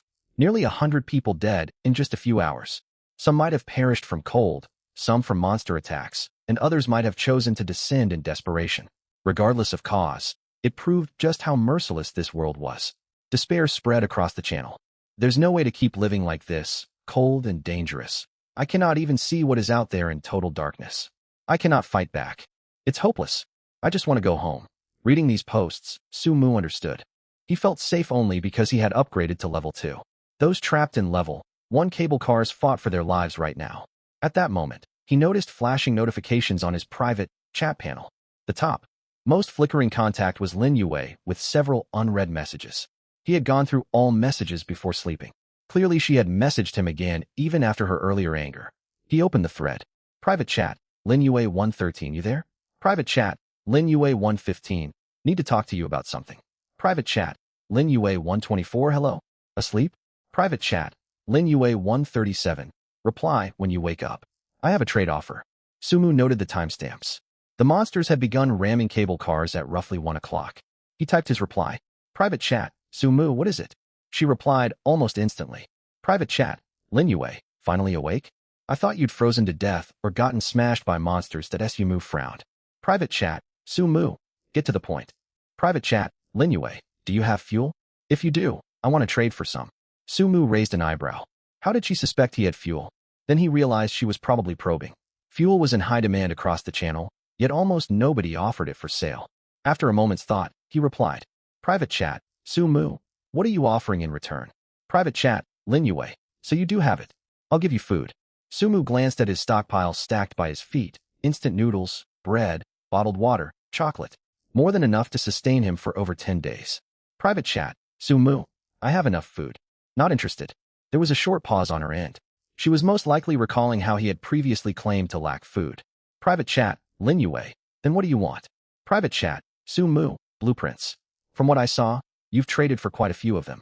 Judging by how shrewd she was, she must have gotten quite a few blueprints out of this.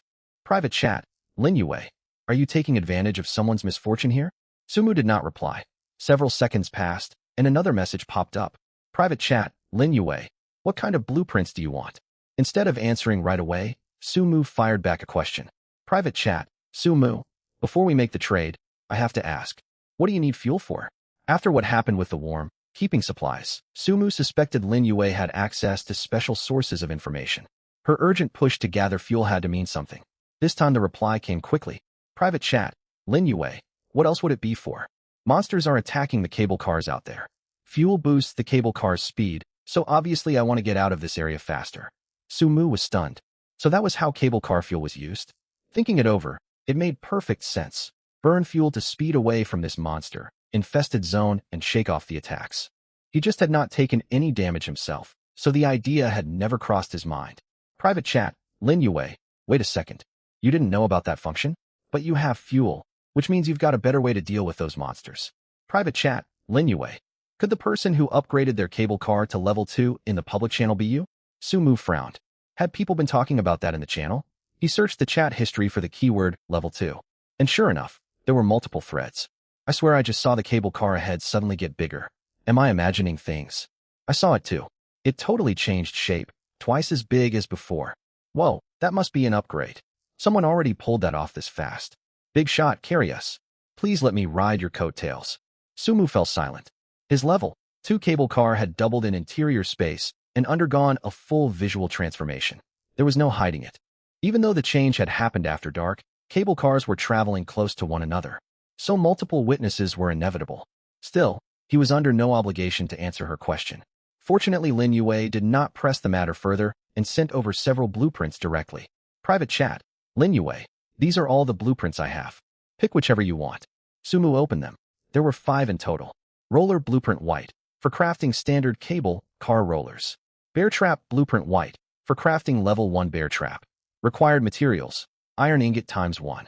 Can be fitted into the cable car's external weapon slot, or placed on the ground to lure and trap small mutated creatures. Boasts powerful clamping force. Chance of the target breaking free depends on the target's level and quality grade. Planting station blueprint white, for crafting level 1 planting station. Required materials: iron ingot ×2, lumber ×5. Can be hung beneath or mounted on top of the cable car. Occupies 1 square meter of space. Used for growing plants. Gathering skill book. Unlocks the gathering skill upon learning. Allows harvesting common flora. Raises the chance of gathering white, grade, or higher supplies. Harvest success rate is determined by target quality and skill level. Dismantling skill book. Unlocks the dismantling skill upon learning. Can take apart ordinary items. Raises the chance of obtaining white, grade, or higher materials from deconstruction. 5 blueprints in all. Sumu inwardly marveled. Just how much had she profited off those warm keeping supplies? Private chat: Sumu, 1 barrel of fuel for all 5. Private chat: Lin Yue, are you crazy? 1 barrel for 5 blueprints? You can only get 1 at most. Private chat: Sumu, 4, then. Private chat: Lin Yue, you're the one taking advantage of the crisis. 1 is the absolute limit. If you give me 2 barrels of fuel, I'll give you 3. Private chat: Lin Yue, that is my bottom line. I can always wait and see if anyone else has fuel to trade. Private chat: Lin Yue, so, do you want to make the deal or not? Sumu read through the messages and thought rapidly. Judging from her tone, she must have other countermeasures against the monster assault. Otherwise, she would not be so confident. This woman was truly sharp. She had acquired more resources on the first day than even him. His offer of 4 had been a high ball opening for bargaining. 2 barrels for 3 blueprints was likely the hard ceiling. Sumu wasted no time and made his selection. First, the bear trap blueprint. It was a trap that could be mounted externally on the cable car. He wanted to test whether catching the attacking monsters with it would grant experience points. If it worked, he might even hit level 2 tonight. That was a must-have. Next came gathering and dismantling. Without the gathering skill, he would miss out on white, grade resources he came across. That would be a terrible waste. Dismantling was equally valuable. It let you break down everyday objects for raw materials, a vital source of supplies. Monster drops for things like iron ingots were extremely rare, and few people could fight monsters as readily as he could. Dismantling changed everything. Smash apart residential windows for glass essence. Take apart cars and iron gates for iron ingots. It opened up mass material farming. The roller blueprint could wait. His cable car's original rollers were still at full durability, no urgent need. Nor did he need the planting station right now. He had no seeds, and sourcing soil would be troublesome. It would sit unused for quite some time, even if he owned it. Private chat, Sumu, bear trap, gathering, dismantling. 3 blueprints for 2 barrels of fuel. Private chat, Lin Yue, you know exactly what you're picking. Sumu sent a probing line.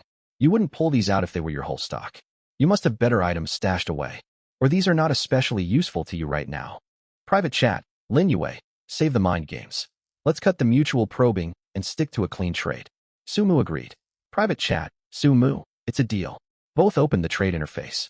Sumu placed 2 barrels of fuel into the slot. Lin Yue put in the 3 blueprints. They tapped confirm. Trade complete. 3 yellowed blueprints materialized in Sumu's hands. First, he used the gathering and dismantling skill books. Learn gathering. Learn dismantling. He confirmed both. 2 faint glimmers flashed, and new skill icons appeared on his system panel. Gathering LV1, 0 out of 100. Dismantling LV1, 0/100. Seeing the experience, point bar, Sumu's eyes lit up. Both skills could level up. Presumably, like most game mechanics, repeated use would fill the bar and unlock higher ranks. Still, a worry nagged at him. Would later level ups demand special breakthrough scrolls or similar rare items? Now was not the time to dwell on that. He opened the 3rd blueprint. Bear Trap Blueprint White, Craft Level 1 Bear Trap. Consumes iron ingot ×1. Fits the cable car's external weapon slot, or can be deployed on the ground to lure mutated creatures. Powerful clamping force. Break. Free probability varies with target level and quality grade. Notice, this blueprint permits 1 single craft. Once you own a crafting station, you will permanently unlock this recipe automatically. Sumu frowned at the note. Only 1 craft per blueprint. That made sense for a consumable blueprint. On the upside, obtaining a crafting station would unlock the recipe permanently, so he would not need duplicate copies. More importantly, this brought up a new piece of equipment, the crafting station. Clearly, crafting gear later on would require this facility. He wondered if anyone had looted one, and whether Lin Yue possessed it. Sumu hesitated but decided not to ask. Even if she had it, he had nothing left to offer in exchange. He thought back to the preview of the roller blueprint Lin Yue had sent him, whose stats he had memorized. Roller blueprint white, craft cable, car rollers. Consumes iron ingot ×2. Improves cable, car travel stability. It would definitely come in handy down the line. But right now, his priority lay elsewhere. Sumu turned his gaze toward the window. Fist-sized flying creatures kept slamming violently against the glass. Tap, tap, tap, tap, tap, tap. A non-stop hail of impacts. Sumu took out an iron ingot and activated the bear trap blueprint. Craft level 1 bear trap. Consumes iron ingot ×1.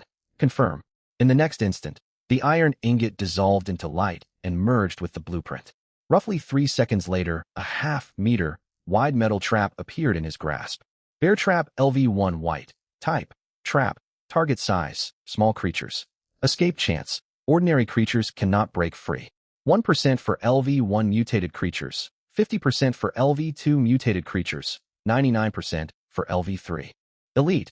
Gray targets gain an extra plus 50% escape chance per quality tier. Durability. 30/30ths. Current state. Not deployed. Holding the bear trap, Sumu opened the cable, car control panel. Previously, there had only been 1 external weapon slot on the roof, but upgrading to level 2 had added a second. Deploy bear trap? Confirm. A slot materialized on the upper exterior of the cable car, and the metal trap locked firmly into place. Through the control interface, Sumu could see it hanging out on the roof, glinting coldly in the darkness. The flying monsters continued their relentless assault. Tap, tap, tap, tap, tap, tap. For the upgraded level 2 cable car, this level of attack was trivial. Armor sat at 40 points. Durability had only dropped by 1%. Sumu could sit casually atop his stacked supplies and peer out at the blurry shapes outside. Visibility was terrible. Darkness mixed with heavy fog reduced the monsters to shifting black silhouettes, diving and circling as they threw themselves against the hull. Sumu shifted his focus to the newly placed bear trap. Catching prey would boil down to luck. 10 minutes slipped by with zero results. Monsters swarmed all around, yet none wandered into the trap's position. Sumu stayed patient. He opened the public chat channel and browsed while waiting. Whales flooded the feed. My window is cracking. Somebody help. Does anyone have a solution? I can barely hold on. Why won't those things stop smashing into us? Don't they get tired? Can someone lend me fuel? I swear I'll pay you back later. Sumu read for a while, then closed the channel. He could not help them. There was nothing he could do. Right then, a system chime rang in his ears. Ding. Bear trap has captured prey. Sumu perked up and pulled up the external camera feed focused on the roof. The metal trap was clamped shut. A fist-sized creature pinned tight within its jaws. It thrashed wildly, beating its wings, but the steel teeth held fast. Bear trap status, prey captured. Instead of retrieving it right away, Sumu held off. He still knew almost nothing about the creature. Pulling it inside while it was still alive risked it breaking loose. For all he knew, it might possess strange special abilities. He would wait for it to die first. Time ticked on. Impacts continued to rattle the windows, while the trapped spectral bat's struggles grew weaker and its wing beats slowed. 3 minutes passed. Ding. LV1 spectral creature slain. Experience +1. So it was level 1. Sumu tapped retrieve prey. The bear trap vanished from the roof, transporting itself and the corpse straight into the cable car cabin. The heavy metal trap clanged against the floor beside Sumu's feet. He looked down at the dead creature. It was roughly human fist-sized, with wings, claws, and a plump body, resembling a bat at first glance. Yet there were stark differences. Most unsettling was its face. It bore a warped, human-like facial outline. Nose, eyes, and mouth were all present, yet horribly misproportioned. One eye was far larger than the other. Its mouth stretched all the way back to its ears, lined with countless fine sharp fangs. Its mismatched eyes remained wide open, staring fixedly at Sumu in death. Its skin was nothing like thin bat wing membrane. Sumu prodded it with the head of his axe. Hard. Extremely hard. It felt like sun, baked earth, or thick keratin, producing a dull knock sound when tapped. Its color was dusty brown, blending in with soil, explaining why it was so hard to spot in the dark. The whole creature exuded an uncanny aura. Simply looking at it gave Sumu a visceral sense of unease, as if something was trying to intrude into his mind, forcing his gaze away. He took a deep breath and pulled up its system entry. Spectral Bat LV1, Race, Spectral, Stats. Notes, lowest, ranked spectral race creature. Lives in packs, active at night. Inclined to ram moving objects. Stats cannot be displayed. Requires relevant creature compendium or special talent. Cannot view stats? That was a first for Sumu. When he had encountered goblins before, he could view their stats once he got close enough. The spectral bat showed nothing but question marks. The spectral race. This world held not only mutated wildlife, but also this separate category of spectral beings. Sumu filed that information away. Next, he tried using the dismantling skill. Dismantle spectral bat. Confirm. A faint light flashed. Dismantling failed. Obtained. Nutrient substance ×1. Dismantling EXP +1. Dismantling had failed, yet he still gained an item plus skill experience. So failure could yield partial spoils, just not the standard dismantling loot. Nutrient substance white. Type. Special material. Effect. Used to nurture spectral flora and shade, loving plants. Accelerates growth rate. Sumu thought of his ice, fire dual, cottonseed. That seed required soil, regular watering, and sunlight. This nutrient boosted growth and specifically mentioned shade, loving plants. He had no idea whether ice, fire dual, cotton qualified, and even if it did, he lacked a place to plant it. He had no intention of hunting for soil anytime soon. He stowed the nutrient away. Then he glanced at the wooden drop box left by the slain spectral bat sitting outside the cable car. He wondered whether it would still be there come daylight. A prompt popped up. Notice, this item is located outside the cable car. Item retrieval is unavailable while under active attack. Manual retrieval is a level 2 cable car privilege. Sumu let out a quiet sigh. Outside, spectral bats kept throwing themselves at the hull. Attacks had lessened somewhat, but they had not stopped entirely. He would have to wait for the assault to die down. He returned his attention to the bear trap. The first successful capture had raised his expectations for the trap. Minutes later, another alert chimed. Ding. Bear trap has captured prey. LV1 spectral bat slain. Experience +1. Another kill. Sumu tapped retrieve prey and repeated the process. Inspect the corpse. Attempt dismantling, receive nutrient substance, and leave the exterior drop boxes untouched for now. He noticed a new detail this time. The bear trap's durability had decreased. Checking its status panel, bear trap LV1 white. Durability 28/30ths. 1 point of durability consumed per successful capture. Sumu frowned. At this consumption rate, the trap would break after 30 captures. Still, that felt reasonable for a white-grade common trap. Getting any use out of it was already a win. Time slipped into a mechanical rhythm. Every few minutes, the bear trap triggered again. Ding. Bear trap has captured prey. LV1 spectral bat slain. Experience +1. Ding. Bear trap has captured prey. LV1 spectral bat slain. Experience +1. Experience trickled steadily upward. 54576165570.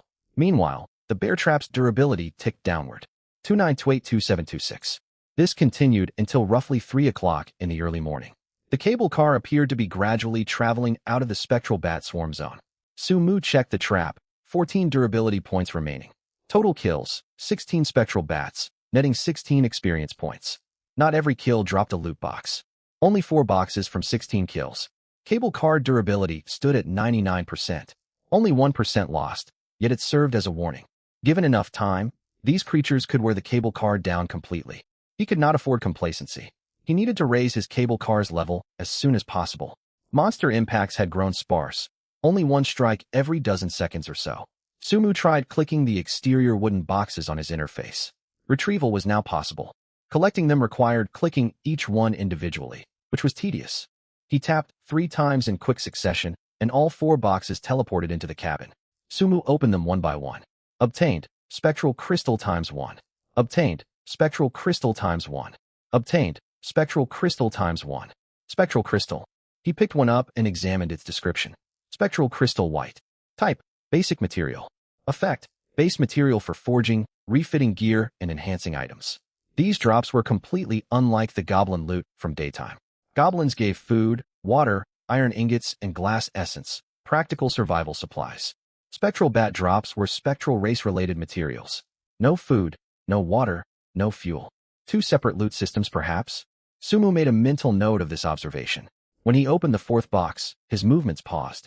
Instead of a crystal, a yellowed blueprint lay inside. Obtained. Crafting station blueprint white. Sumu's eyes lit up.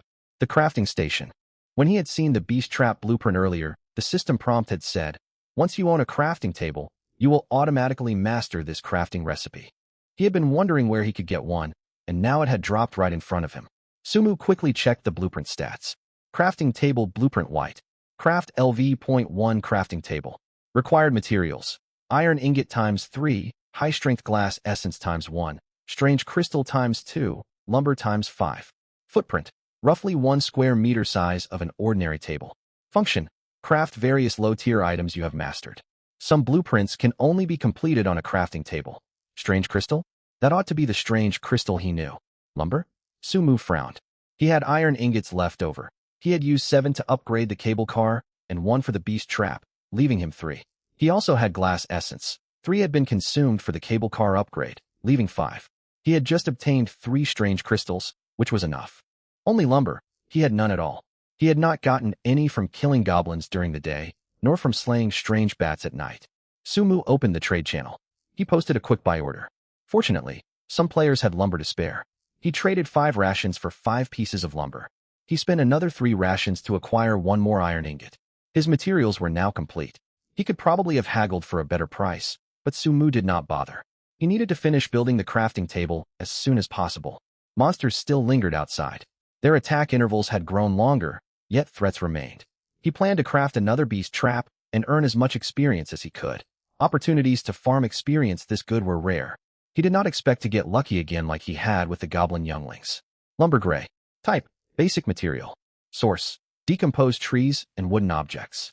Without delay, Sumu tapped the crafting table blueprint. Do you wish to craft crafting table LV.1? Consume iron ingot ×3, high strength glass essence ×1, strange crystal ×2, lumber ×5. Confirm.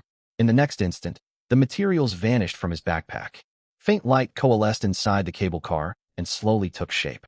Roughly 10 minutes later, a metal tabletop 1 meter square and half a meter high stood before Sumu. It was deep gray with a smooth, flat surface. Fixed slots lined its 4 corners, giving it the look of a workbench. Crafting table LV.1 white. Function, craft mastered items. Craftable list, beast trap LV.1 white. Upgrade required materials, strange crystal times 20, steel times 5, bulletproof glass block times 2, strange wood times 1. Sumu studied the description and frowned. The crafting table did not require experience to level up, only materials. That was good news. But steel, bulletproof glass blocks, strange wood. He guessed steel and bulletproof glass blocks might drop from daytime monsters or be obtained by decomposing certain items. Strange wood, however, judging by its name, it was related to the strange race. It would probably drop from nighttime creatures or be obtained through some special method. Thinking about upgrades was premature for now.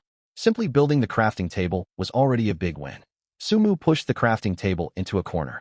The cable car, already crammed with supplies, grew even more cramped. Its 4 cubic meter space sounded sizable, yet it measured roughly 2 meters long, 2 meters wide, and 1 meter tall. With the crafting table, stockpiled goods, and himself inside, there was barely room to turn around. Sumu ignored the tight quarters and opened the crafting table interface. As expected, only Beast Trap was available. Do you wish to craft Beast Trap LV.1 white? Consume iron ingot times 1. Confirm. 2 minutes later, a brand new Beast Trap appeared in his hands. Sumu mounted it onto the cable car's external weapon slot. He then took out the corpses of the strange bats he had killed and tried to decompose them one by one. Decomposition failed. Obtain nutrient times 1. Decomposition experience plus 1. All 16 corpses failed to decompose.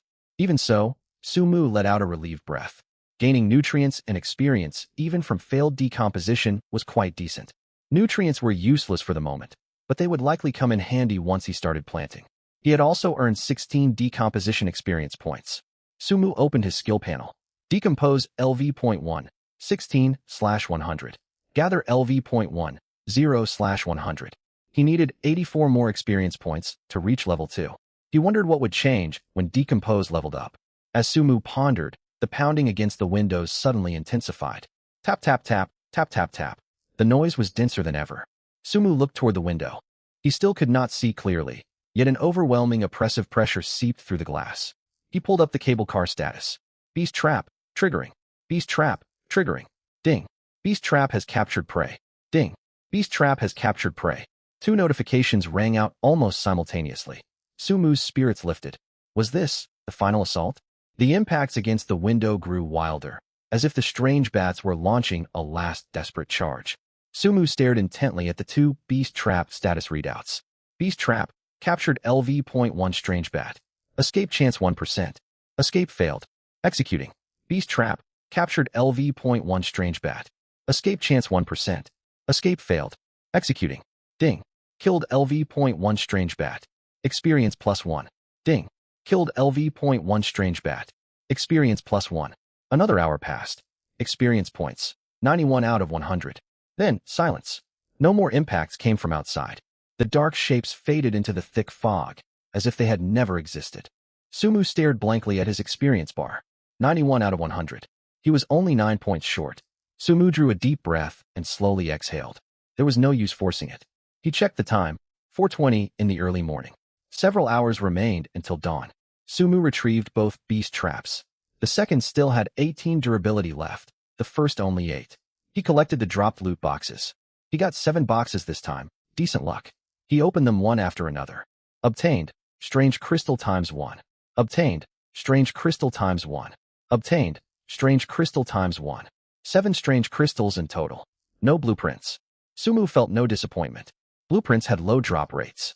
Getting the crafting table blueprint had already been a stroke of luck. He stowed away all the strange crystals and checked his nutrient count, 37 portions. Adding in his gains from the goblin younglings on the first day, his current supplies were as follows. Food. Mineral water times 33. Instant noodles times 22. Bread times 25.5. Chocolate bar times 24. Materials. Glass essence times 4. Strange crystal times 8. Nutrient times 37. Fuel 1L. Special items. Tier 1 strength type breakthrough talisman times 1. M500 revolver times 1 bullets times 7. Skills. Gather LV.1. Decompose LV.137/100. Experience points. Level 191/100. Seeing that 91, Sumu itched for more. Only 9 points separated him from level 2. One more wave, and he would advance. Unfortunately, Sumu shook his head and forced the thought aside. Tempting as it was, he had to accept reality. Gaining 37 experience in one night was already an unexpected boon. During the day, fighting hard against numerous goblin younglings had only netted him 54 points. He was about to close his eyes for a short rest when splat. A dull impact sounded. It was not the rapid tapping from before. It sounded like a large lump of wet mud smashing hard against the glass. Sumu's eyes flew open. What was that? Outside remained pitch black, roiling with thick fog. He could see nothing, yet he could tell this impact was completely unlike the strange bats. The bat's blows had been light, fragmented, and rapid. This one was heavy, muffled, and forceful. Sumu instinctively checked the cable car status panel. Current armor, 40/40ths. Durability, 98%. It was holding up. The previous hour of relentless pounding had only worn away 1% durability. Those heavy strikes had not caused extra damage. Sumu relaxed slightly. His relief did not last long. Splat, splat, splat. 3 more blows in quick succession. The frequency was rising. Sumu frowned and fixed his gaze on the window. Darkness was all he saw. He could only listen to the sounds.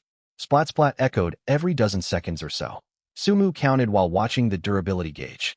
5th hit, 8th hit, 12th hit. By the 20-something splat, durability dropped from 98% to 97%. Sumu's frown deepened. 1% durability lost in roughly 5 minutes. At this rate, with 2 or 3 hours left till dawn, the cable car would not break entirely. The problem was that he had no way to repair durability loss. He could not let it keep taking damage like this. Sumu's hand drifted toward the pistol at his waist, then slowly dropped back down. He could not hit anything in total darkness.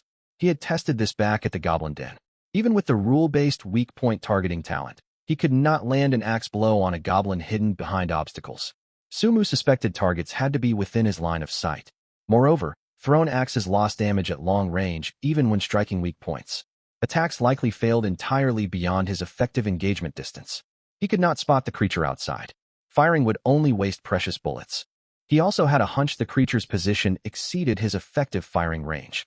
Otherwise, with his talent that locked every attack onto monster weak points, bullets should home, and even if he fired blindly.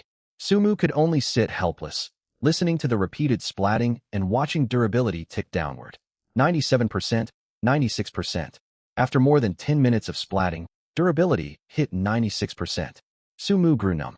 He told himself it was like being nipped by mosquitoes. He would deal with it at dawn. Right then, click. A crisp metallic clamping sound. Sumu jolted and instantly pulled up the cable car operation interface. Beast trap, prey captured. Thrashing state, violent. Escape chance, 50%. 45%. 40%. Sumu's pupils constricted. An elite strange bat. He switched to the roof-mounted camera view. Darkness shrouded everything. Yet the system showed a blurry silhouette. The creature was far bulkier than an ordinary strange bat. Where normal strange bats were fist-sized, this one was basketball-sized. It thrashed wildly. Ordinary strange bats struggled very little once trapped and almost never escaped. This elite was different. Through the system feed, Sumu saw the trap's steel teeth shudder, and its durability drop fast. Beast trap current durability, August 30th. Thrashing, durability 1, 7/30ths. Thrashing, durability 1, 6/30ths. Sumu's heart raced. It might actually break free. On reflex, he grabbed his axe and kept one hand near his pistol's trigger. Aiming at the dark shape on screen, without hesitation, he tapped retrieve prey. All he could think was enough of you pounding my cable car. Sumu immediately selected retrieve prey. The next instant, the beast trap and the monster materialized inside the cable car. The trap clanged heavily onto the floor. Sumu gripped his axe firmly, his finger hovering over the pistol trigger, muzzle trained on the dark mass. He was in maximum alert mode. Was it already dead? He stepped forward 2 paces and swung his axe repeatedly down onto the creature's head. Quit pounding. Quit slamming. Stop wearing down my durability. Dull wet chopping sounds rang out. Green blood splattered everywhere. He held fire. Every bullet was too valuable to waste. Only when the notification popped up killed elite strange bat LV.1 green. Experience plus 10. Did Sumu stop swinging? Once his eyes adjusted, he made out the creature's form. Basketball-sized, dark cyan skin, a distorted human-like face. It was 3 to 4 times larger than a regular strange bat, retaining the warped bat silhouette, yet far more grotesque. Its human-like facial features were distinct, not blurred. One eye was huge, taking up nearly half its face, while the other narrowed to a slit. Its mouth stretched all the way to its ears, lined with 3 layers of fine sharp fangs, like shredder blades. Instead of the muddy gray-brown skin of ordinary strange bats, its hide glowed dark cyan. Sumu prodded it with the axe handle. Hard. Extremely hard, almost stone-like. That explained the heavy, loud impacts outside. Sumu opened its system entry. Elite Strange Bat LV.1 Green. Race, Strange. Stats. Note, low-rank being of the strange race. Evolved variant of ordinary strange bats. Stats cannot be viewed. Obtain relevant codex or talent to unlock. Again, its stats stayed hidden. Sumu did not decompose the corpse right away. As a green-quality elite monster, he wanted to wait until decompose reached level 2. It might yield rare materials then. On the floor beside the corpse lay a loot box. It was wooden like the others, but marked with faint dark cyan patterns along its edges. Sumu opened it. A yellowed blueprint rested inside. Obtained. Small arrow magazine blueprint white. Sumu's eyes lit up. An arrow magazine. He read its details at once. Small arrow magazine blueprint white. Type. External weapon blueprint. Craft small arrow magazine LV.1. Required materials. Strange crystal times 5. Lumber times 10. Arrow magazine stats. Height. 0.5 meters. Attack mode. Auto reload. Auto aim. Auto fire. Ignores gray mist. Reload time. 10 seconds per volley. Attack range. 100m times 100m centered on cable car. Base firepower value. 15. Note. Requires wooden arrows to function. Wooden arrows can be crafted at a crafting table. Sumu's mouth twitched reading the note. He would have to craft wooden arrows too. 1 iron ingot could make 10 arrows, so material cost was moderate. But he had not received the wooden arrow blueprint. The system had not provided it. Sumu massaged his temples. Great, another blueprint he needed to find. Still, his priority was building this arrow magazine. Its firepower was only 7 points lower than his green-grade LV.3 revolver. Perhaps because it was a vehicle-mounted weapon. Unlike the passive beast traps, this weapon could attack actively.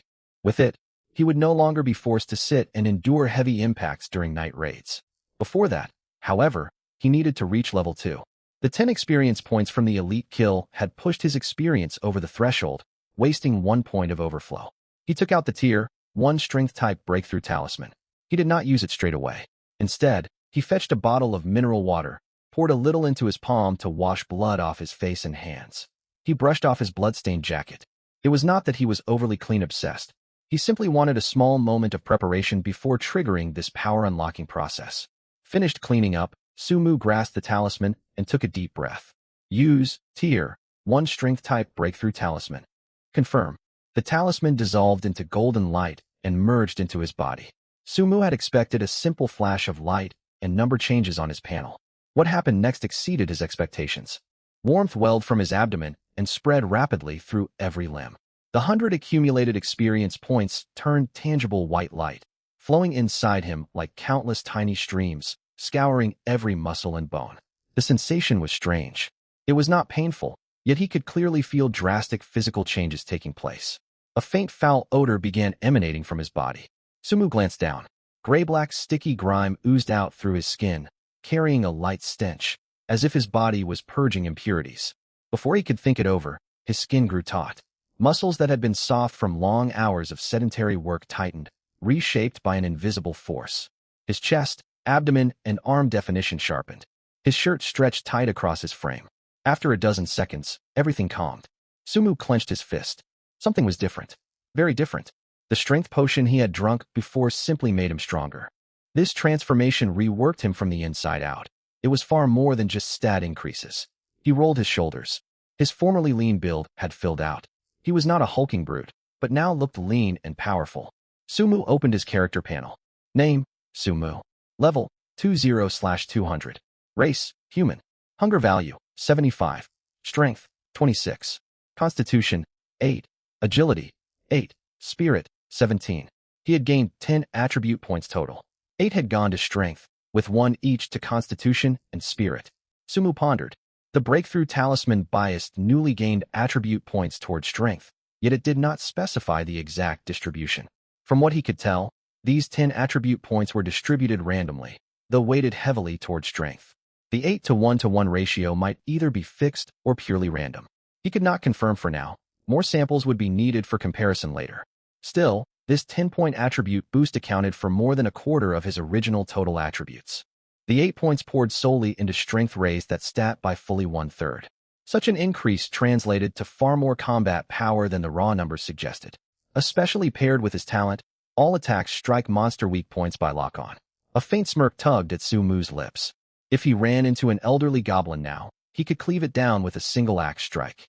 No more of the tense struggle he had endured earlier that day. Right then, the familiar system chime echoed in his ears. You are currently LV2. You have unlocked one 3-choice personal talent selection. It was here. Su Mu closed his eyes, slowly exhaled, then opened them again. 3 gilded cards hovered before him. The flame icon appeared once more on the first card, inscribed with the word luck. Another luck option? Joy flickered across Su Mu's face. If this icon had not been absent during his first talent draw, he would have assumed it appeared every round. It seemed either his luck was exceptional, or this talent had a high spawn rate. Without lingering thoughts, he read the 3 options revealed on the flipped cards. Option 1 Rule Type. When facing unknown, gamble-style events with mixed good and bad outcomes, you will always observe and obtain the best possible result. Rule Effect. Option 2 Personal. Carrying capacity permanently increased by 100%. Option 3 Crafting. When crafting items, there is a 10% chance to consume 0 materials. Su Mu's gaze locked onto Option 1 at once. Rule Type. Another Rule Type talent. He quickly grasped its meaning. For blind box draws, gacha pulls, and other luck-reliant events, he would always receive the best possible reward. For instance, opening a chest with multiple random drops would grant him the top-tier item. A random reward roll would yield the highest grade prize. This ability, though he had yet to encounter many luck-dependent scenarios, the existence of such a talent implied such situations would definitely arise later in the game. Moreover, he already understood how overpowered rule-type abilities were from weak point lock. They functioned absolutely, with no room for argument. He turned to the other 2 choices. Option 2 Doubled carrying capacity. That was quite practical. With 26 strength, his base carry limit sat around 130 kilograms. Doubling this would let him haul far more scavenged resources on expeditions. Option 3 offered a 10% chance to craft without expending materials. Mass production of consumables, such as wooden arrows, would save large quantities of resources over time. All 3 were solid picks. But rule-type talents stood in a league of their own. Su Mu did not hesitate and reached out to select Option 1. Selection successful. The gilded card dissolved into specks of light that merged into his body. Silence returned. Once this was finished, Su Mu opened the trade channel. His goal was to purchase wood required to craft an arrow crate. He took his time. The smacking sounds from outside had vanished after the elite strange bat was slain. Ordinary strange bats seemed to have retreated entirely. Dawn was drawing near. He could bargain at leisure. Su Mu posted a purchase request in the channel. Buying wood. 5 rations for 10 wood. DM me if you have stock. Messages flooded in immediately after he sent it. Most were requests to barter other goods or haggle for higher prices, which Su Mu ignored completely. Then a familiar ID popped up in private chat.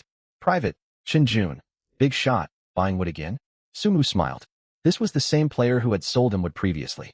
Private, Su Mu. Yes. 10 wood for 5 rations. Deal? Private, Shinjun. Deal. Hold on. I've got plenty more. Private, Su Mu. Where are you getting so much wood? There was a short pause before a long reply came through. Private, Shinjun. Don't ask. My landing spot yesterday was terrible. I searched everywhere and found barely any supplies, just endless woods. I figured survival games always go get rich by chopping trees, so I gave it a go. Private, Shinjun. I cut down 2 trees and got 20 wood total. I sold you 5 earlier, so I still have 15 left.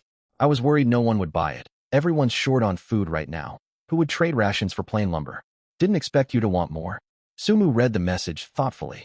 You obtained wood by felling trees? That was a viable approach. Risky as it was, with careful positioning in a relatively safe zone, wood could be farmed reliably. Still, Su Mu had no intention of doing the chopping himself. He possessed far more efficient ways to earn experience, and saw no reason to risk being swarmed by monsters. Shinjun had gotten lucky, cutting trees without drawing aggro. Su Mu remembered his own past attempts at lumber harvesting. Loud, cumbersome, and guaranteed to attract hostiles. Private, Su Mu. Will you keep cutting trees? Private, Shinjun. If you keep buying, sure. I'm not good at much else, and there are plenty of trees here. Rather than risk raiding towns for supplies, steady tree cutting feels safer. Private, Su Mu. All right. I will buy all your wood output. 10 wood for 5 rations. Limit yourself to 10 wood per day, though. And stay alert. Do not let monsters spot you. Private, Shinjun. Thank you so much, Big Shot. I'll be super careful. The trade completed swiftly. Sumu exchanged 5 rations for 10 wood. He already held 8 strange crystals, so all crafting materials were ready. Sumu opened the crafting station and selected small arrow crate. Craft LV1 white tier small arrow crate. Consumes strange crystal times 5, wood times 10. He confirmed. Soft light shimmered atop the crafting station. Materials materialized and assembled automatically. Roughly 15 minutes later, a half-meter-tall small arrow crate appeared inside the cable car. It was dark gray with a metal base, mechanical internals, and a rotating launch turret resembling a scaled-down ballista. Sumu retrieved one of his bear traps, then moved the small arrow crate via the interface to the external weapon slot on top of the cable car. Mount small arrow crate? Confirm. The crate locked firmly into the roof mount. Through his interface, Sumu watched it swivel its turret in a full rotation, scanning its surroundings. Unfortunately, it had no arrows to fire. Sumu reopened the crafting station and checked the wooden arrow recipe slot. Empty. He lacked the blueprint. He posted a new buying request to the trade channel. Buying wooden arrow crafting blueprint. Will pay in food. Reasonable offers welcome. After sending the message, Sumu pondered. Wooden arrows logically required only 2 components, wood and iron. He massaged his temples. He would need massive quantities of wood going forward. Gathering it personally was impractical, lumber was heavy, and harvesting carried significant danger. Securing a steady supply via Chunjun made sense. The real bottleneck remained the wooden arrow blueprint. He pushed the problem aside for the moment. He had been up half the night. Sleep was essential. Fatigue would prove deadly once daylight arrived. He closed his eyes and quickly fell into deep slumber. Sunlight seeped through his eyelids, and Sumu instinctively turned his head away. The brightness was overwhelming. Frowning, he opened his eyes to blinding golden radiance. Sunlight streamed through the cable car glass, flooding the whole cabin. Sumu raised a hand to shield his vision and sat up slowly. He had slept curled among piled supplies, leaving his neck stiff, yet his overall condition was excellent. Level up to LV2 had noticeably improved his physical state. He checked the system clock, 9:34. He had slept for a little over 4 hours. Rubbing his temples, he glanced at the player count counter in the corner of the channel. 892 survivors. The number gave him pause. Before his previous sleep, the count had stood at 903. Given the night-long assault from strange bats and freezing temperatures, he had expected casualties in the hundreds. LV1 cable cars only possessed 10 armor. Repeated bad impacts, even individually weak, could wear a vehicle down to destruction over hours, especially with the elite bat present. Only 11 deaths? He furrowed his brow. Had those bats targeted him specifically? Upgrading his cable car hardly qualified as an act that would draw such aggro. Still, the elite strange bat's appearance had always felt suspicious. Ordinary strange bats were widespread, yet elite variants ought to have some trigger. Perhaps upgrading the cable car had produced some aura that lured them. Sumu shook his head. He could not solve the mystery right now and set it aside. He returned his attention to the public channel. After the brutal night, the overall atmosphere had shifted dramatically. Where yesterday there had been panic, confusion, and hesitation, today players were actively organizing, looking for teammates. We plan to land near villages or towns for warmth and supplies. Anyone joining? I spotted a sizable town. Group up to lower risk. Brother Zhou, lead us. We'll follow your orders. A veteran soldier named Zhou Jinghua had emerged as a de facto community leader.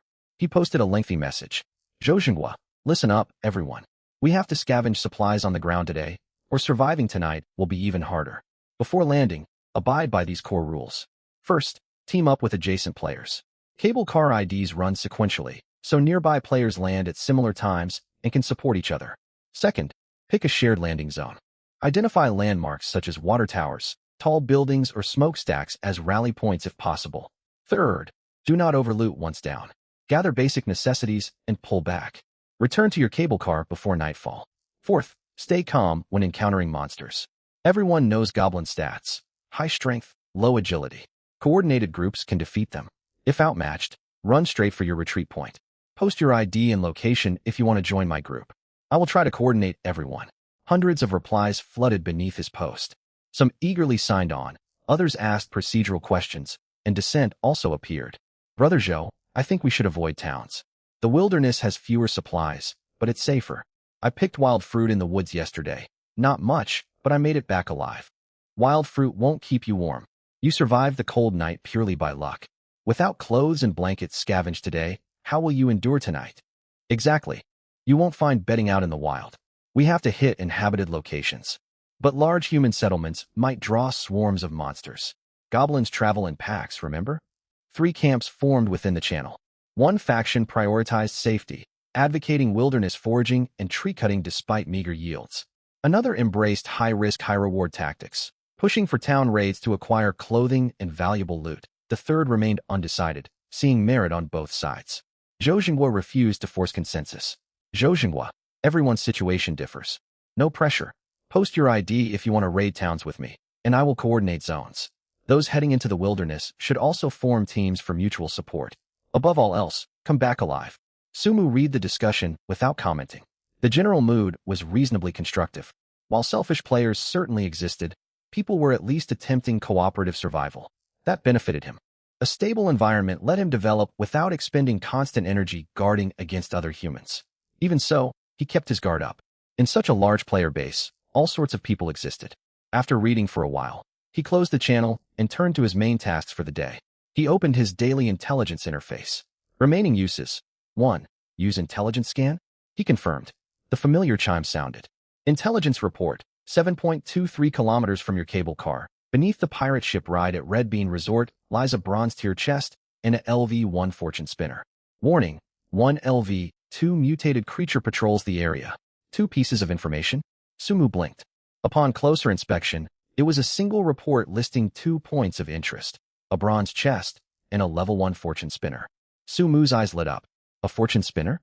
He had just selected his new talent, the one guaranteeing the best outcome from blind gamble events. This was the perfect chance to test its power.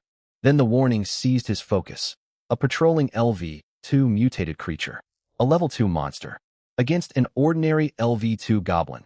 With his 26 strength, weak point lock, and bonus attack damage, he stood a decent chance in melee combat. If it was an elite green-grade variant. However, Sumu touched the handgun at his waist. The M500 revolver, LV-3 green-grade, boasted a base firepower value of 22. Damage bonuses should apply versus level 2 foes according to known combat rules. Yet he only held 7 bullets. Worse, he had no idea what kind of creature this LV-2 monster was. It might be a goblin, or something entirely different. Moreover, the report stated 1 creature, but that offered no absolute guarantee. During his previous silver chest incident, the intel had only flagged a LV-3 mutated creature, yet hundreds of goblins and multiple minotaurs had surrounded the site.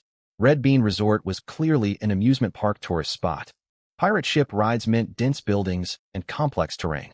If monsters nested there, more hostiles might well be present. On the upside, open amusement park grounds offered good visibility for scouting and retreat. Should he go? Sumu made his decision almost instantly. Yes, he knew firsthand how valuable bronze chests were. The LV-2 bulletproof vest from 1 had saved his life. The silver chest had yielded his handgun, seeds, and strength potion, doubling his combat power overnight. The fortune spinner promised excellent rewards as well. Risks existed, but he possessed advance warning, a powerful firearm, and his new special talent. Cowardice would only get him eliminated from this game. Sumu began preparing. The system time read 10 o'clock. His cable car traveled at 5 kilometers per hour, so reaching Red Bean Resort would take roughly 1.5 hours. Plenty of time. He inventoried his supplies. Food and water reserves were sufficient, no restocking needed.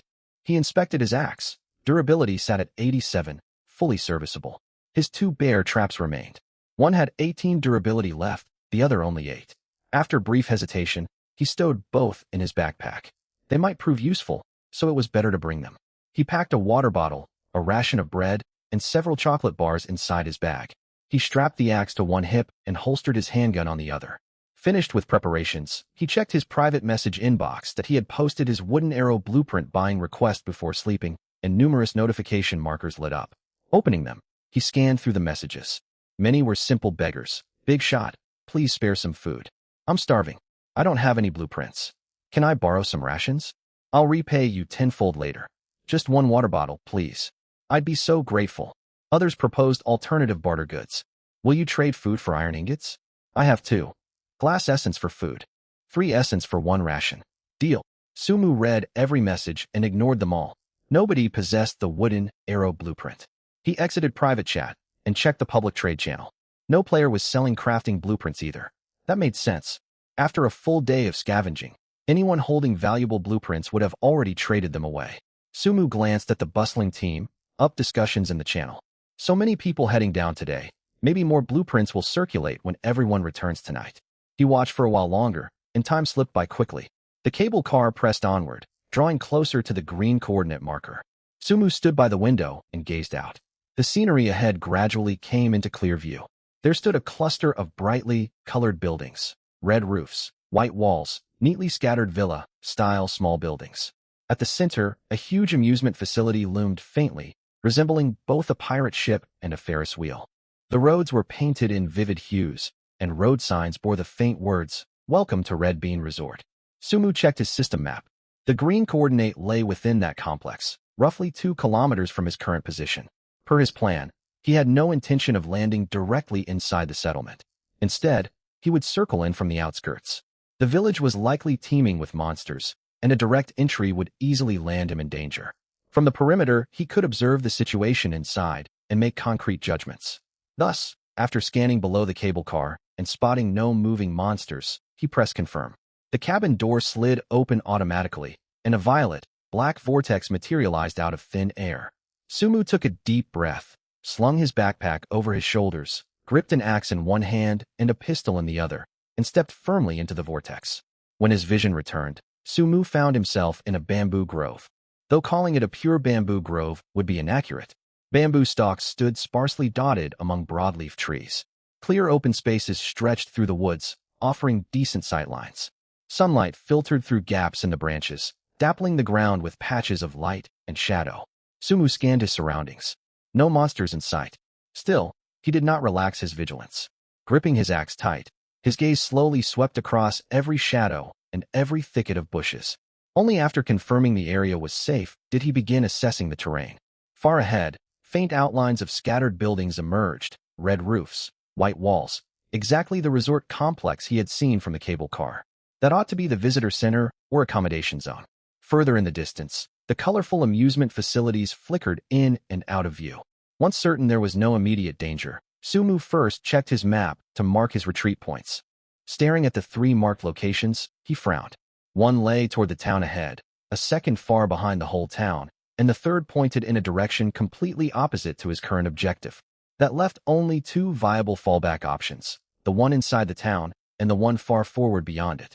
Which of the 2 he would use depended on how events unfolded, yet both required him to advance deeper forward. Sumu oriented himself and began moving toward the cluster of buildings. He kept his footsteps light. Every few paces he paused to survey his surroundings, resuming movement only after ruling out anomalies. Several minutes passed with no encounters. The woods were quiet, an eerie kind of quiet. No birds chirped, no insects buzzed, not even the wind made itself clearly heard. Sumu furrowed his brow and kept walking. After a while, a faint smell of blood drifted into his nostrils. He halted at once, crouched slightly, and swept his eyes warily over every corner of his surroundings. Nothing stirred. The scent of blood came from straight ahead. Sumu tightened his hold on the axe, lowered his posture, and advanced slowly. About 20 meters onward, he spotted the source at his feet, a cat. Or rather, half a cat. Its corpse lay in the grass, torn clean in 2 across the midsection by some creature. The front half remained, while the rear half was nowhere to be found. Viscera trailed across the ground, dried and blackened. Mud and blood stained its fur, though one could still make out its original orange tabby coloring. Sumu squatted down to examine the wounds. No marks from blades, no crushing blows from blunt weapons. These were bite, tear injuries. Ragged edges showed muscle fibers ripped apart by brute force, and clear tooth marks indented the bones. It looked as though something had seized it in its jaws and torn it forcibly in 2. Sumu stood, his expression growing heavy. This creature had ripped it apart and fed on it. A cat was small, yet to bite it clean in 2 required bite force comparable to a large dog. Judging by the tear patterns, whatever had done this possessed extremely sharp teeth, far beyond those of an ordinary wild beast. Sumu did not linger. He circled the corpse and pressed onward. His steps grew even quieter, his gaze more alert. A few more minutes passed. Sound echoed from up ahead. Not monster roars, but footsteps. Sumu darted behind a tree and peered out from cover. Through the sparse trees, he made out a human, shaped figure heading in his direction. It moved slowly with an odd gait, its posture unnatural, one shoulder riding higher than the other, its steps staggering. Sumu frowned. Another player? That was plausible. This was the edge of the town zone. Other riders from earlier cable car runs might have spotted the buildings, chosen to land, and crept in from the outskirts just as he had. Anyone operating alone ought to possess some measure of strength. Sumu had no intention of showing himself. He maintained caution toward other players. He had never planned to team up. And besides, if this was another solo player, they would surely be just as wary. A meeting would likely amount to nothing more than two wary parties passing each other by. Yet the next moment, his frown deepened. The figure seemed to have spotted him. Instead of veering away or ignoring him, it broke into a direct run toward his position. And it moved fast, far faster than a normal human could run. Sumu's pupils contracted. Something was wrong. Its running posture was horribly contorted. Its shoulders heaved violently up and down. One leg dragged while the other sprang forward in jerky bounds. Its arms flailed with exaggerated amplitude, as though its joints had been wrenched out of place. Not human. Sumu reached that conclusion in an instant. Rather than turn and flee, he gripped his axe and fixed his gaze firmly on the rapidly approaching shape. They had been hundreds of meters apart. Poor forest light had obscured details. Now, closing to roughly 100 meters, the creature's appearance became fully visible. It was a male corpse, or what had once been a man. Its tattered clothes could barely be identified as resort staff uniform. Blue shirt, dark trousers, caked over with blood and dirt until their original colors were unrecognizable. Its skin was ashen tinged with bluish, black, stretched tight over its bones like cured jerky. Its eye sockets sunken, eyeballs cloudy, pupils completely unfocused. Half its lips were missing, exposing blackened gum tissue and a few remaining teeth. Most horrifying of all was its torso. Its abdomen had been hollowed out. From below the chest down to the lower belly gaped a massive cavity. All internal organs were gone, leaving nothing but an empty body cavity. Several ribs jutted out as jagged white bone shards strung with dried streaks of blood. A huge chunk of flesh had been chewed away from one calf, revealing blackened bone beneath, which explained its dragging gait. The other leg remained intact, yet its knee bent backward at an unnatural angle, making every step a bouncing lurch. Its arms told the same story. Its left arm was severed below the elbow, the ragged break showing clear signs of biting damage. Its right arm stayed whole, but every finger bent backward at the joints, hooked like claws. It charged straight for Sumu, and across that twisted face hung what looked like a grin. Not a conscious expression, merely a physical distortion. Its half-gone lips stretched wide to bare its gums, creating the illusion of a smile. A surge of adrenaline coursed through Sumu's veins. Not fear. Raw tension. He had fought goblins before, mostly juveniles with limited threat. Even the elderly goblin had been a sudden hallway encounter, dealt with by wild swings fueled by adrenaline. This time, he watched the abomination bear down on him firsthand. Grotesque, twisted, gory. The visual impact was incomparable to fighting goblins. Sumu drew a deep breath and forced himself to stay calm. At the same instant, the creature's stats floated into view. Zombie LV1, Strength, 17, Constitution, 12, Agility, 8, Spirit, 0. Its attributes were comparable to a goblin. Slightly lower strength and constitution, similar agility. He could win this fight. Sumu kept hold of his axe and did not draw his pistol. From past experience playing zombie-themed games, firearms were best avoided unless absolutely necessary. Gunshots would draw more zombies. Even if none were visible now, hidden foes could lurk nearby. Firing a gun would also broadcast his exact position to every other survivor in the vicinity. More importantly, he should not need it. The zombie drew closer. 100 meters, 80 meters, 50 meters, 30 meters. Sumu held perfectly still. He waited, waiting for the right distance. 20 meters, 15 meters, 10 meters. When the closing target was barely more than 10 meters away, Sumu whipped his arm and hurled the axe hard. He did not carefully aim. Or rather, precise aiming was unnecessary. The axe spun end over, end through the air, tracing an imperfect arc. At that exact moment, the zombie lunged forward, thrusting its head out. Thunk, thunk. The axe bit deep into its skull. Not a glancing blow, not a shallow nick. It sank fully into the cranium, cleaving the twisted head clean in two. Carried onward by its own momentum, the zombie stumbled 2 more paces before crashing heavily to the ground. It convulsed twice, then went still. Instant kill. Sumu was not surprised by the outcome. His strength stat stood at 26 points. Combined with a direct strike to a critical weak point from a thrown axe, an instant kill was only to be expected. What gave him pause was something he had noticed the moment he released the axe. The weapon had appeared to double, leaving a ghost, like duplicate. He was certain he had not imagined it. Moreover, he had heard two distinct impact sounds as the axe struck the zombie. Even accounting for the speed of the throw tricking his eyes, his ears could not have misheard a double report. Therefore, it had to be his talent activating, triggering an extra follow-up attack upon landing a hit.